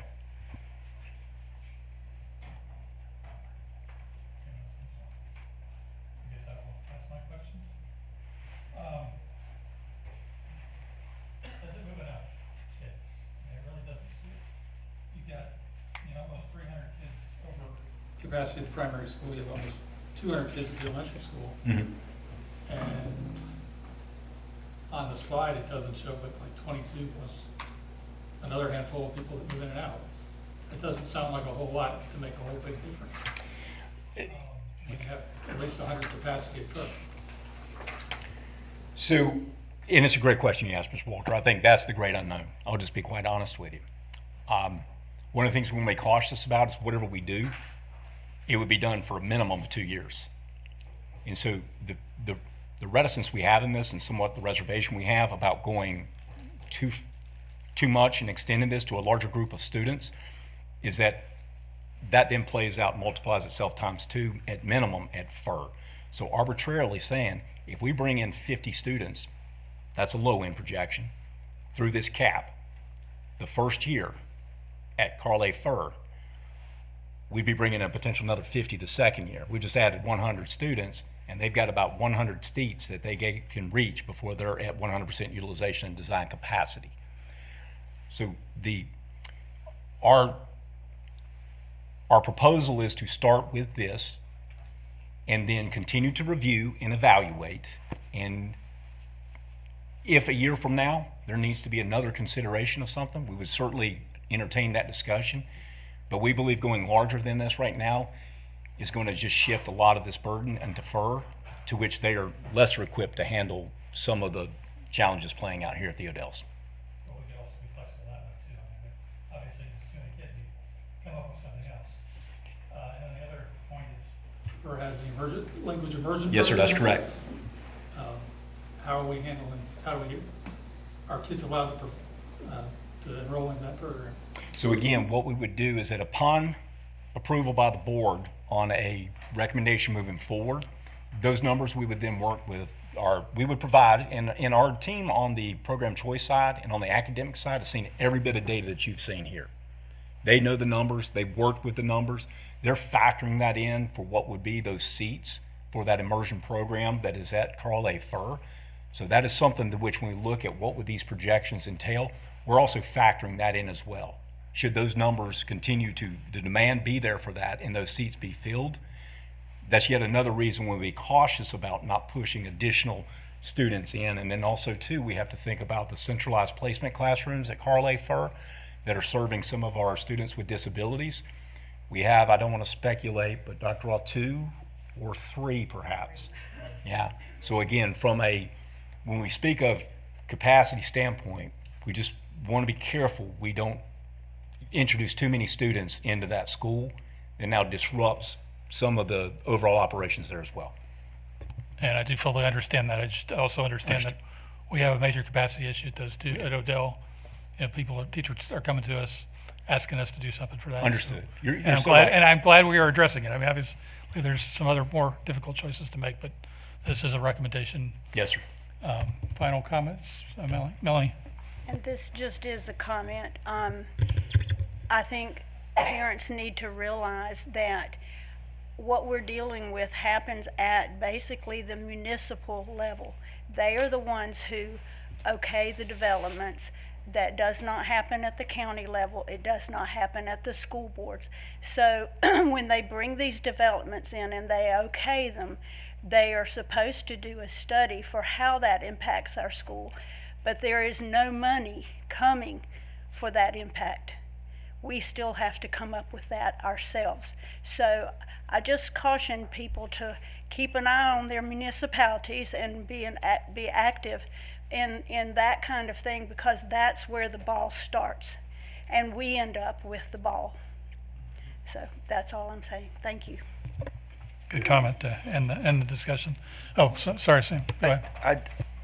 I get lost in all the dates. How does April 1st dovetail with program choice and some of those other timelines? It's a great question. So again, these being new families, and I don't want to speak for program choice and what their allowances are for families who move in after the closure dates, but there is a process in place with their office for families who are newcomers for the ensuing school year to at least be considered for what would be placement or consideration for programs that would be aligned to that student's interest. So we've consulted with them. They've assured us that their normal processes would continue to play out, much as it would for any family moving in during this course of the year for next year. I'm hearing a plan. Yes, sir. That's correct. Okay, one more. Dr. Kapicki.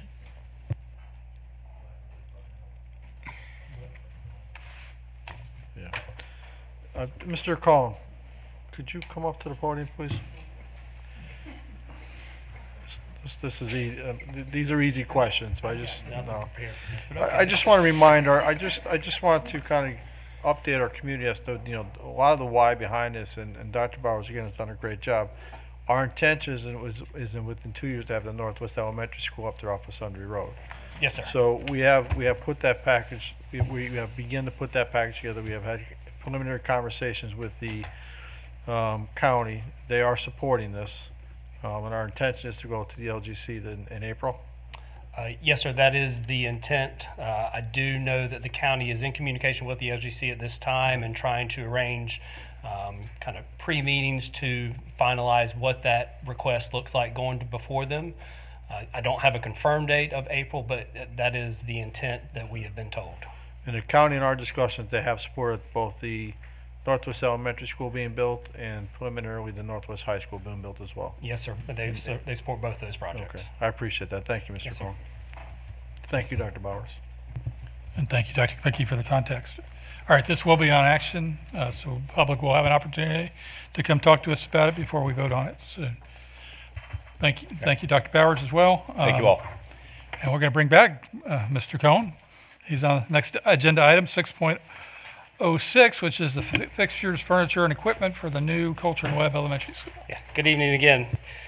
So the Department of Construction issued a request for qualification for firms interested in providing the fixture, furniture, and equipment services for the new Culture and Webb STEM school project. 12 different firms submitted statements of qualification, which were evaluated by district representatives consisting of school staff and multiple district departments, consistent with the process that we've done in years past. Based on the evaluation, New Idea was selected as our FF&E vendor. Over the past 6 months, school-based staff, administrators, and district leadership have been collaborating on the planning, layout, and the FFE selection process for the new school. Tonight, we are presenting for approval the agreement with New Idea for the furniture, fixture, and equipment package in the amount of $1,175,319.42. This figure does remain well within the budget established with Cabarrus County for the FF&E package on this project. They will be utilizing the Interlocal Purchasing System Contract 230301 for the furniture, furnishings, and services as their purchasing agreement with the various vendors. Once approved, New Idea will then begin placing the orders to meet the overall project scheduled installation dates that we've established with them, as well as Rogers Builders. And as a part of your agenda item, I've included several documents for you to review: their original statement of qualification from the original RFQ, the classroom layout and color presentation that they have provided to us. I provided the TIPS contracting documentation for the national purchasing capabilities, as well as the room-by-room itemized quote. And I'll be happy to answer any questions you have. Okay, board members, had time to review. That's an awful lot of material you provided us with to review. But, questions, comments on? Greg. I'm sorry, this may be very elementary. Can you explain to me how we get from a statement of qualifications to a quote? So the qualification, we're qualifying them that they can provide it, but then we're still getting multiple quotes for the, or is that in the qualifications process? No, so the qualification process is not a price-based process. It is how qualified are you, or what are your qualifications to provide those services that we're asking for, whether that's construction manager at risk or architectural. We go through that same exercise with furniture vendors, because all these furniture companies, and again, we had 12 and we've had 14 or 15 before, they all provide a different level of service. They have different platforms to present that information to you. They purchase from different vendors. So providing a cost-based selection with that many different firms, it wouldn't be accurate and fair to the taxpayer. What we do is we look at the history. We kind of have an evaluation criteria, their ability to meet the schedule, their historical resume of, projects similar to what we're asking them to submit on. We go through and evaluate them based on that. And again, given that this is the second same exact footprint school that we did with R. Brown McAllister, New Idea, who provided the furniture for that school, aligned very well to do the same for us, because they had historical understanding of the spaces. They knew the type of programming, because they were both STEM schools. They've, in the projects past, they've come in on time and under budget every time that we've worked with them. They collaborate incredibly well with the school staff and the leadership within the school, talking to that end user, making sure that they are aware of what those needs are, which is why we're recommending them. Okay, but at no point there's any price competition? No. Okay.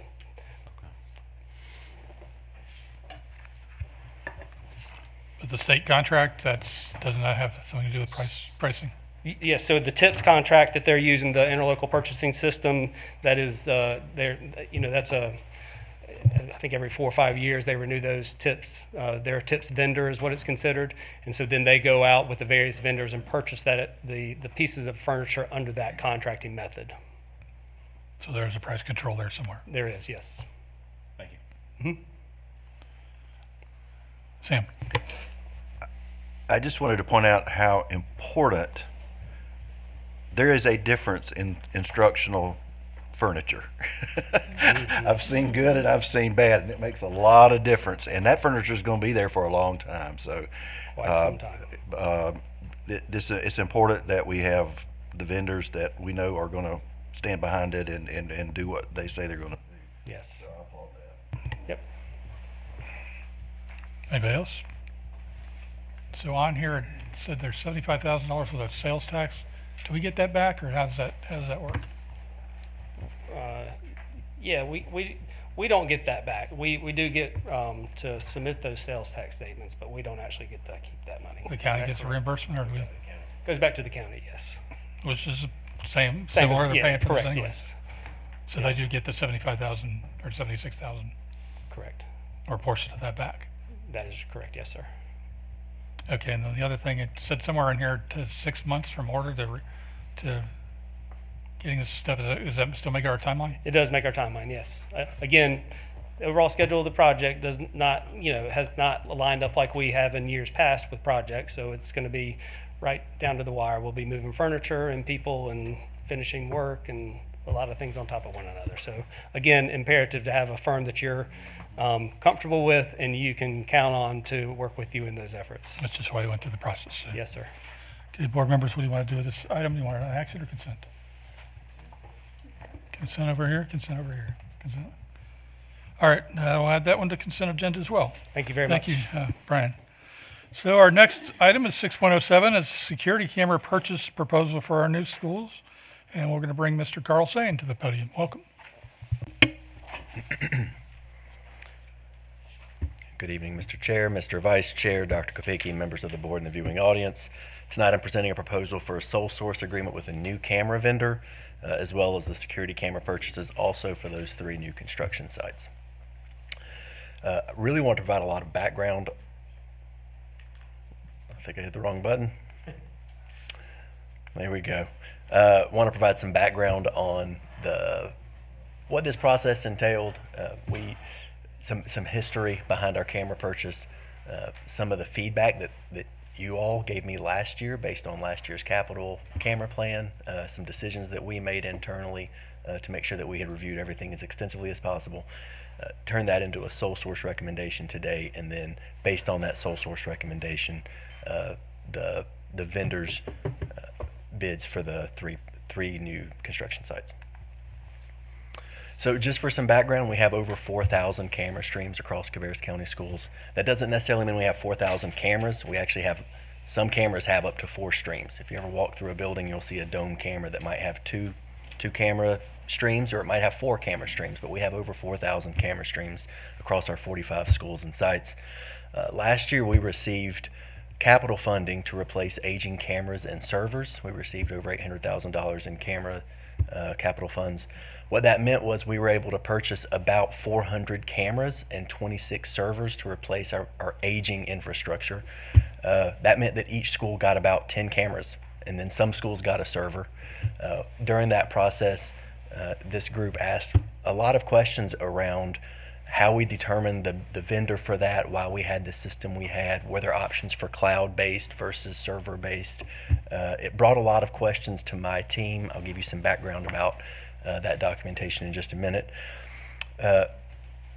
This year, we have also received capital funding for cameras, and because of that influx of additional capital funding for cameras, my technology team, in conjunction with finance, administrators, the school administrators for these 3 new sites, members from our safety team and admin services, and a cross-departmental effort was made to reevaluate our current system. So we went back and reevaluated everything we're currently doing. We looked at some other options. I want to walk you through some of that process. And the goal was to go through that new RFP process, get feedback from our current users, and then turn that into a new sole source document. So at the bottom you can see what our solution and process was. Once we got this capital funding, we turned that into a focus group to get feedback on our current strengths and weaknesses and opportunities. We wanted to look at our current systems that we have in place. We want to see if there were opportunities for integration with some of our other platforms or systems. Just see what some other new things are out there. We had been operating under the same sole source designation for almost a decade. So we want to reevaluate what we currently have, see what other options were out there, and then move forward with a new proposal. So based on that recommendation, we did write a request for proposals with the idea that today we would bring this sole source designation. So we're actually asking for two different items. That should say 1 and 2 and not 1 and 1. I apologize for the typo there.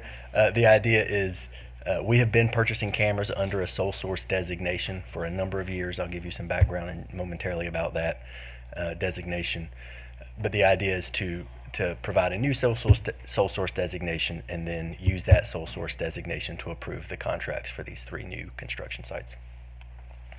I did want to provide some background about what sole source designation means and what it means to purchase something under that designation.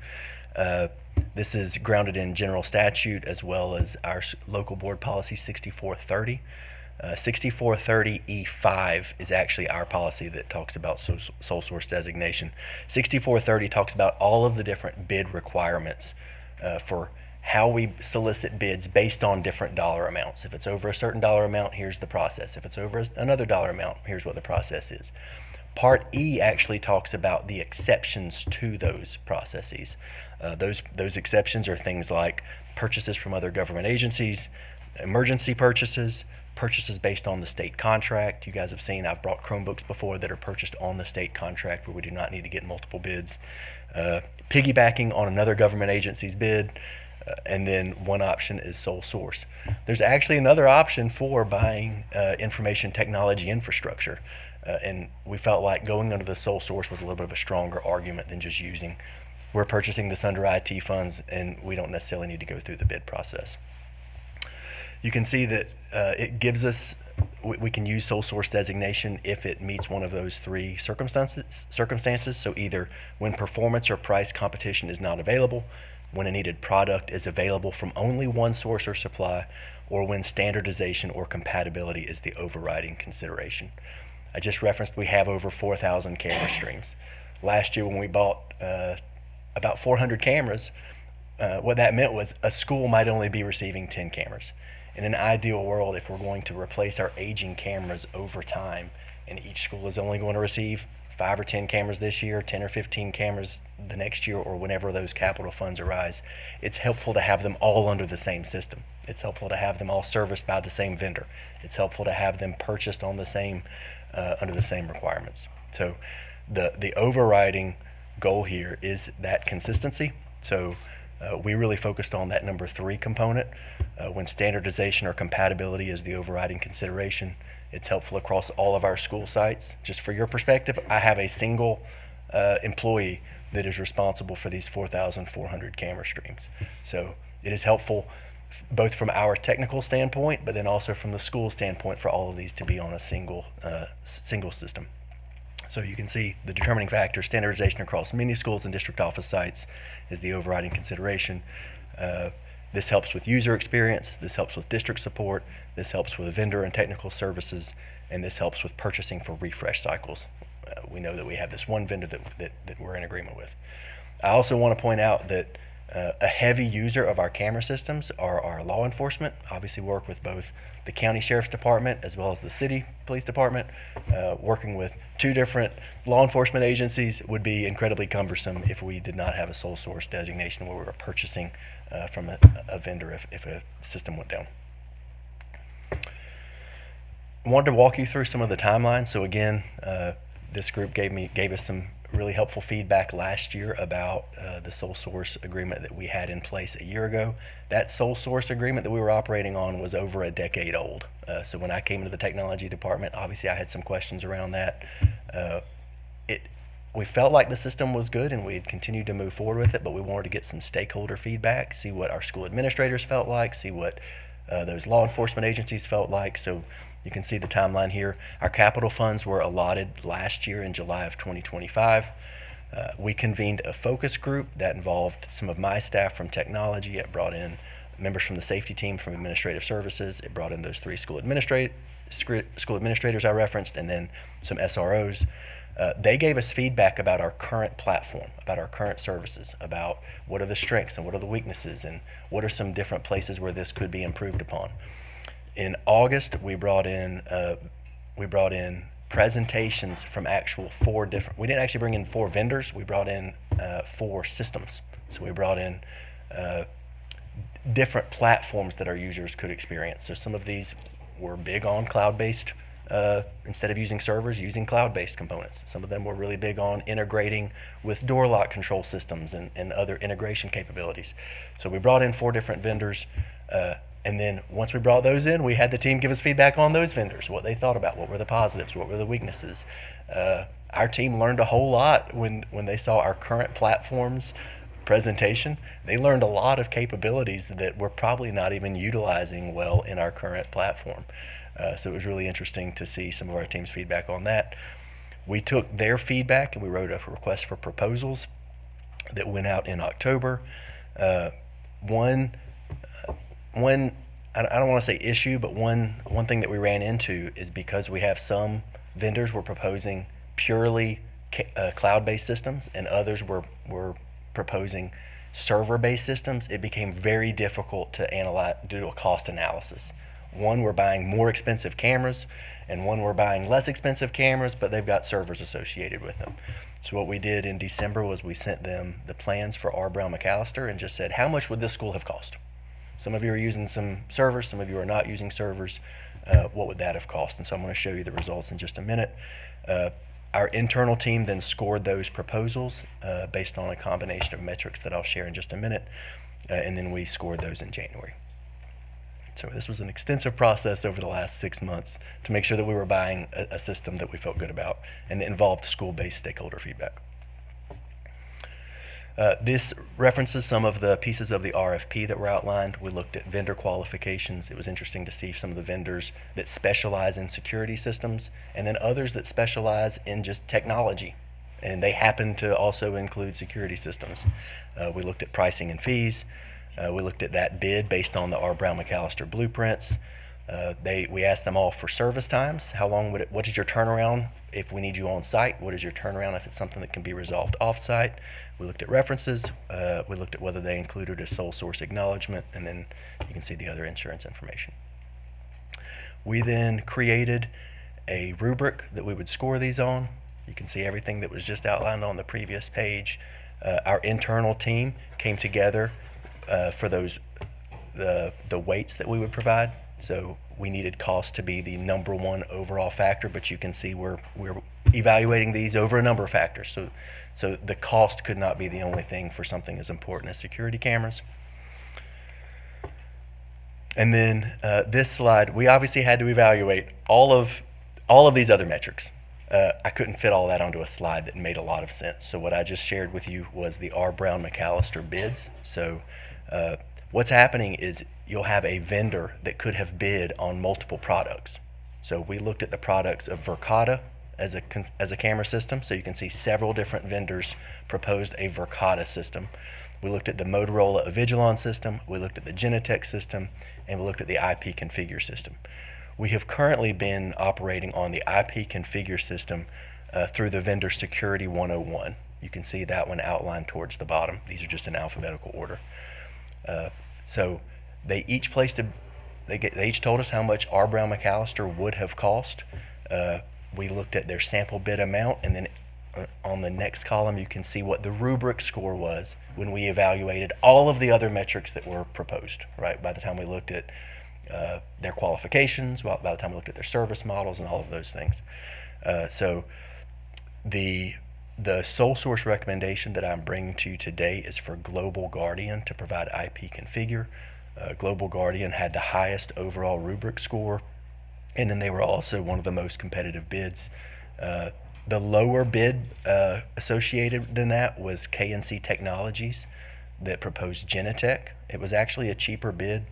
The feedback that we got from our internal stakeholder group strongly preferred IP Configure over Genetec. And so that was the difference in those two scores. Global Guardian had by far the highest scores associated with a lot of the vendor responsiveness, service time, and vendor qualifications. Global Guardian specializes in security cameras as opposed to just technology in general. You will see some other vendors that we do business with. So for instance, I brought to you a paging bid from KNC Technologies just last month, if I'm not mistaken. So we did have a lot of familiarity with some of these other vendors, but the strongest bid across our rubric was Global Guardian's IP Configure. The one benefit of that is it would be the same system that we're currently on. One hesitation that I had throughout this entire process is if we choose, if there's a better platform and we need to move to it because it's either stronger or it's safer for our students, or if it's significantly cheaper, then we need to move to that platform.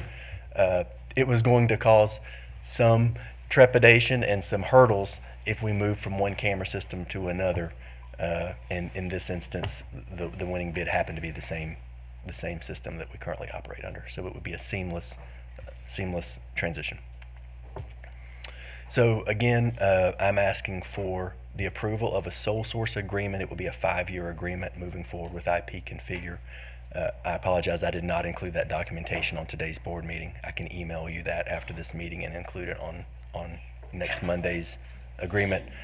What this would do is it would allow us to purchase cameras over the next 5 years through IP Configure, through Global Guardian on a sole source agreement, whether it would be these 3 school construction decisions or it would be our capital funds moving forward. If it's over the capital funding request that I got for this year of $800,000, I would still bring that to you, but we would talk about it under the sole source designation.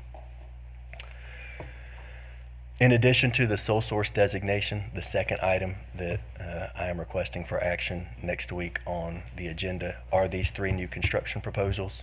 So you can see Global Guardian's prices associated with each of these bids. They've given us a price for what Mary Frances would cost, what Opportunity would cost, and what Culture and Webb's Boundary School would cost.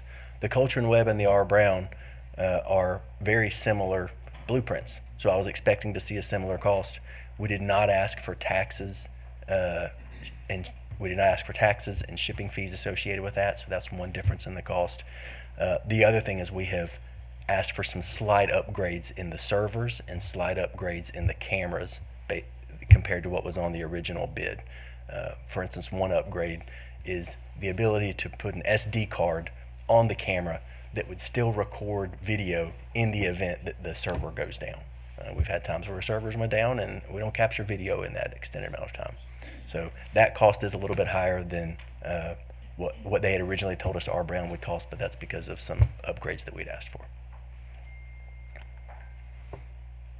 So one item would be the approval of the sole source agreement with Global Guardian for IP Configure. This lays out some of the scope associated with that. And then the second item would be those 3 school construction costs. What questions do you have? Board members, same. So, you mentioned one of the requested information categories was insurance certificate. Is that liability, is that for while they're doing the work, or is it for, I'm not sure what that covers, I guess. That would be for the contract period. So if we use them for 5 years, it would be insurance coverage for those 5 years. Oh, okay. So being a security, in this realm of security, do our insurers care who we get, if that makes sense? In other words, are we meeting the needs, or is that even in the formula? I don't even know. That's a great question. I can't see if Mr. Penn's got a comment. Sure. Welcome, Mr. Penn. So when we ask for a certificate of insurance from any of the vendors that we use, it is mostly a liability one that we're looking for. We're also looking to make sure they have workers' compensation coverage in place, so that if any of their employees get hurt while they're doing something within our schools, it's not on our burden to take on that responsibility. The liability piece attached is if you cause any damage to the school and that you're doing your work, you collapse a ceiling, you do something, some level of harm, we're going to be able to pursue that against your insurer. Our insurers and what we insure on our side don't have any care as to what we do in that. Yeah. Okay. Yep. Thank you. Other comments, questions? Sam, or Pam, I'm sorry. I appreciate the thoroughness on this. Wow, like lots of people looking at all this, but it's important to get feedback from the people who are using it. I don't know if you can share some of the learnings that you had as far as like, I have been on the receiving end at work of like seeing something and being like, I didn't even know that could do that. So can you give us some clues of what some of those like aha moments were? We had brought in those 4 systems to be reviewed. My big focus was literally, I know Mr. Mills asked last year, cameras versus cloud. Is there a better option? That was my primary big focus. It was interesting because most of the people on that focus group did have their thing that they were looking at. We had some members of the team that were really looking at integration with door controls. We had other members of the team that were looking at functionality and usability. The big aha moment actually came from some of the school administrators. So we wanted to make sure that each platform was accessible on their phones, that was web-based, that did not require an app. There were some of the vendors that required installation on a. Dr. Pickey wants to add something. Yes, I appreciate the insight you're giving, but remember, these are security cameras, so we don't want to tell a lot. So That's right. keep that mindful. Thank you. Sure. I will share that some insights were some of the things that could be that school administrators could do via their phone on the security cameras. Thank you. Melanie. I think you mentioned a 4th option. You said of owning our own infrastructure. Is that correct? Did I hear that correctly? Of owning our own infrastructure? I mean, I might have misspoke or I might have misunderstood. Okay, I thought there was another where it would all be in-house, and so that's what I was wondering. You said it would. What I did mention is that I have a single employee that manages our system. And then I did go through a list of rationales for purchasing outside of the bid process, but I don't know that I referenced an in-house option. We would not be capable of. Right. So you talked with police and county. Yes, sir. Yes, ma'am. Do they use any of these vendors? Would we get a compatible, I guess, well, obviously it would be compatible or you wouldn't do it, but is there one preferable type of thing that would go better with them? We did bring in the same system that the county uses. The feedback on that system was not as positive as the feedback on our current system. It required installation of the system on a computer and accessing that system on a computer, as opposed to a web-based option that people could look at from their phones. So it was not as friendly to an administrator or a school resource officer that's walking down the hallway that needs to be able to see something on their phone. So we did invite county staff and we did invite the SROs to this process. We took their feedback as well. It was a consideration, but we felt like the system that was chosen is a better system for a school, as opposed to, I could see how in the county, they're sitting at a computer. There's somebody sitting at a computer watching the security cameras at all times, and that's just not the case in a school. Okay, thank you. Shannon, go ahead. I just want to thank you and everyone involved for all this work. I know one of the biggest questions I've gotten since I've got on the school board is about how we do our bidding, how do we choose our vendors, and you've obviously done your due diligence and shown you've done a very extensive process in choosing these, and just thank you for that. It shows that we're being good stewards of our tax dollars. Well, I appreciate it. So thank you for all that. It was important for me to make sure that we were including school staff and our safety team staff. Like I said, we brought in the 3 school administrators of the schools that we're purchasing this for. It was helpful to get their feedback, and they're the ones that are using the system every day. And then again, kudos to you all. You asked some really good questions last year when we had the capital purchase, and it made us question some things. I just want to make sure that we were doing the right thing, again, on the financial end, but also for what our schools needed. Catherine. And I would just like to say, being on the safety committee, your number one priority is keeping our building and our staff and children safe, and I appreciate that. Thank you. Obviously, these are high priority items. I do have a couple questions. So what is the annual cost for the vendor, for the sole source vendor? Is there an annual cost, or what are they? essentially this locks us into purchasing products through them. And when I say locks in, I will still bring it to the board if it meets a certain threshold. So if we have capital funds that, in this case it's $800,000, I'll still bring that to you.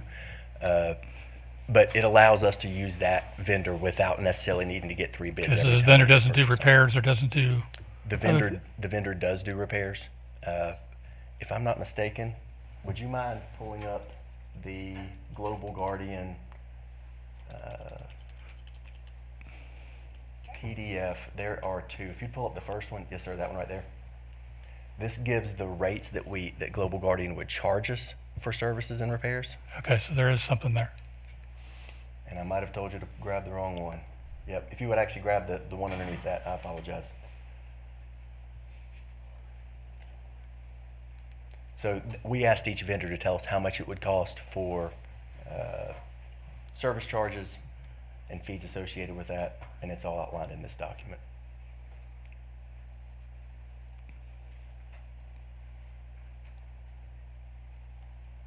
There it is. So this shows the camera licensing for the software. As you scroll down, it shows the server licensing.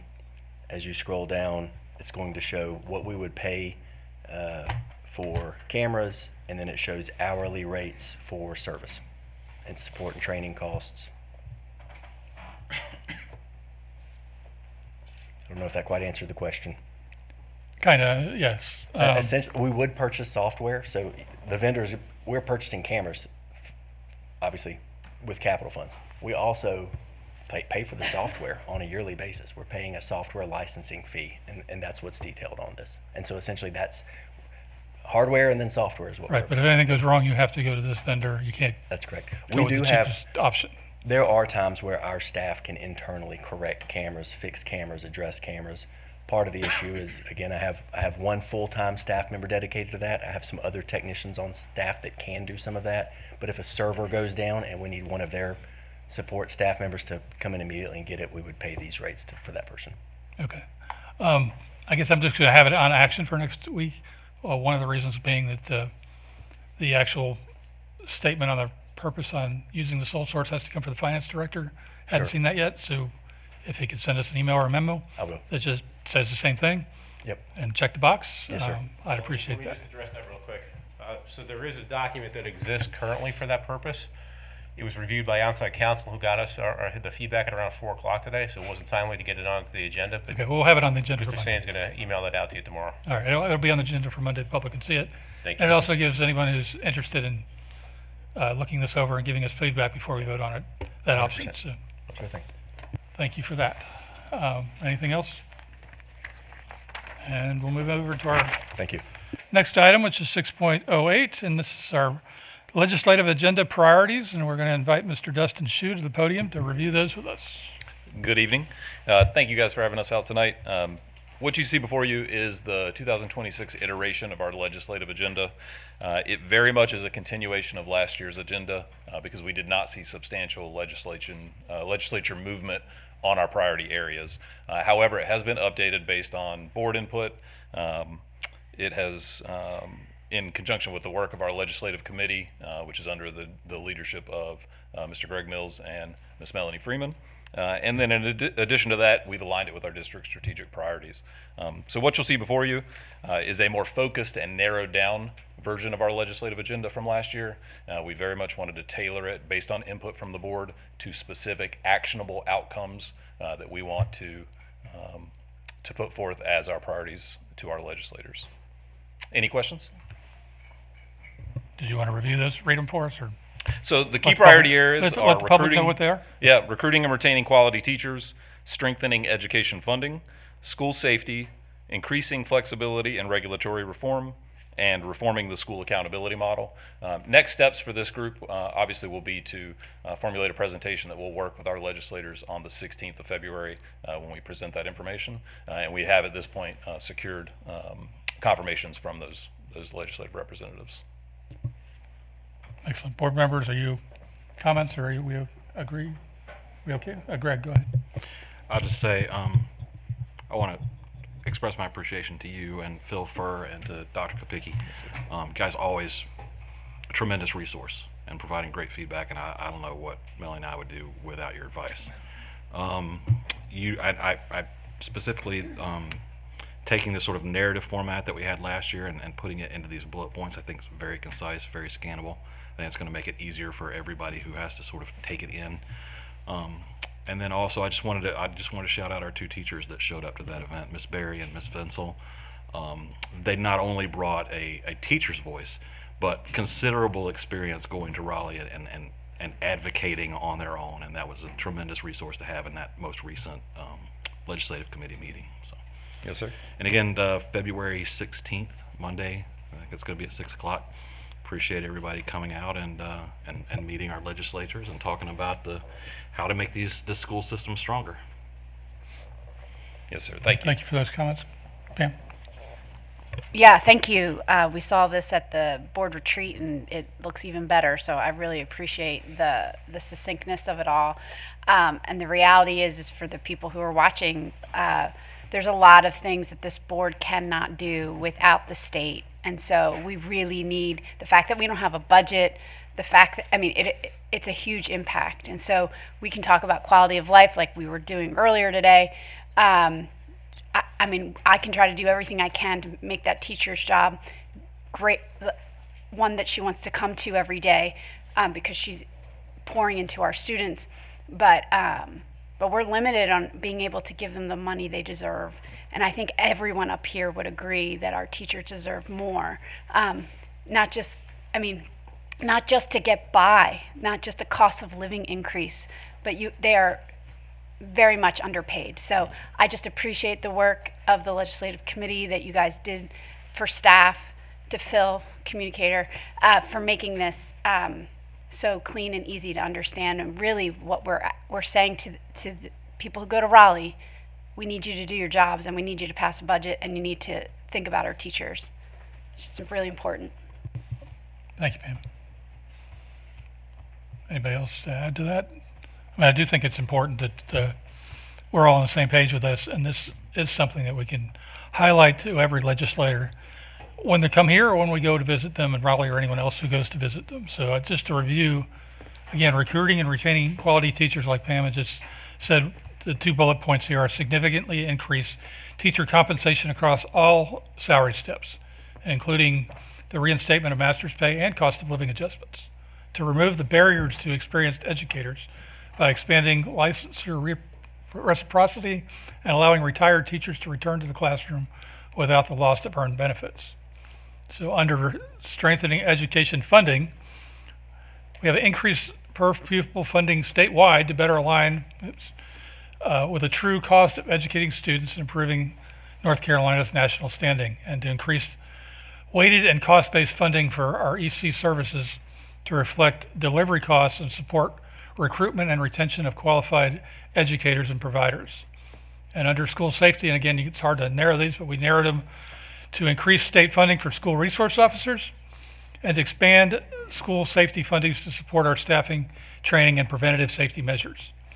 Under increasing flexibility and regulatory reform, we have grant our local school districts full authority over our academic calendars, and like we talked about earlier today with our the restart model, to have that flexibility. And then the last one is, again, reforming the school accountability model. That's the A through F. Grading, support ongoing state efforts to reform that model, including working with the State Superintendent Accountability Task Force and adjusting the weighting of school performance grades to better balance proficiency with student growth and additional measures for school success. And we will take this to our legislative meeting once it's approved by us, either through our consent agenda or through our action next week. So board members, do we want this on consent? Yes? All right, it'll be added to the consent agenda for Monday. Thank you very much, Mr. Schiff. All right, moving along, we head to the next section, which is our academic calendar revision. And Dr. John LeGrand will be here to talk to us about this one. All right. Good evening, Dr. Kopicki, Chairman Walter, and the members of the board. Does this one require a vote today, or is this? William? I would assume. Yeah. So, are we changing the right now? It says still February 4th. Yes. We're making Yes. Okay. Yeah, I think go over it, he can present it, and then, yeah, I think we need a motion and a vote tonight to put this into effect. Okay. All right, so tonight I'm coming to you with the proposal for revision to our approved 2025-26 academic calendar. This proposed revision is a change from the early release day on February 4th, which was today, to a full school day. So we're changing from a early release day today to a full school day today. Now, obviously, we had a remote learning day today, which kind of complicates this a little bit, but this change is necessary to maximize the amount of instructional time for our students in light of recent school closures and delays due to our inclement weather. Questions, comments? I'm glad you're reacting to the needs here, but, so I need a motion and a second for this change to be. Thank you, Sam and Catherine. So we do have a motion and a second. Any further comments? Dr. Kopicki, do you want to say anything? Good. Okay, all in favor say aye. Aye. Anybody opposed? All right, that calendar revision passes. Thank you. And that's the last of our open session items. We do have a need for a closed session, and that's to convene consult the attorney to preserve the attorney-client privilege pursuant to general statute 143-318-11A3, and to consider confidential personal matters pursuant to general statute 143-318-11A6. Can somebody make the motion? Thank you, Sam. Thank you, Catherine. All in favor of moving into closed session, please say aye. Aye. Anybody opposed? All right, we will say goodnight to our listening audience. See you on Monday.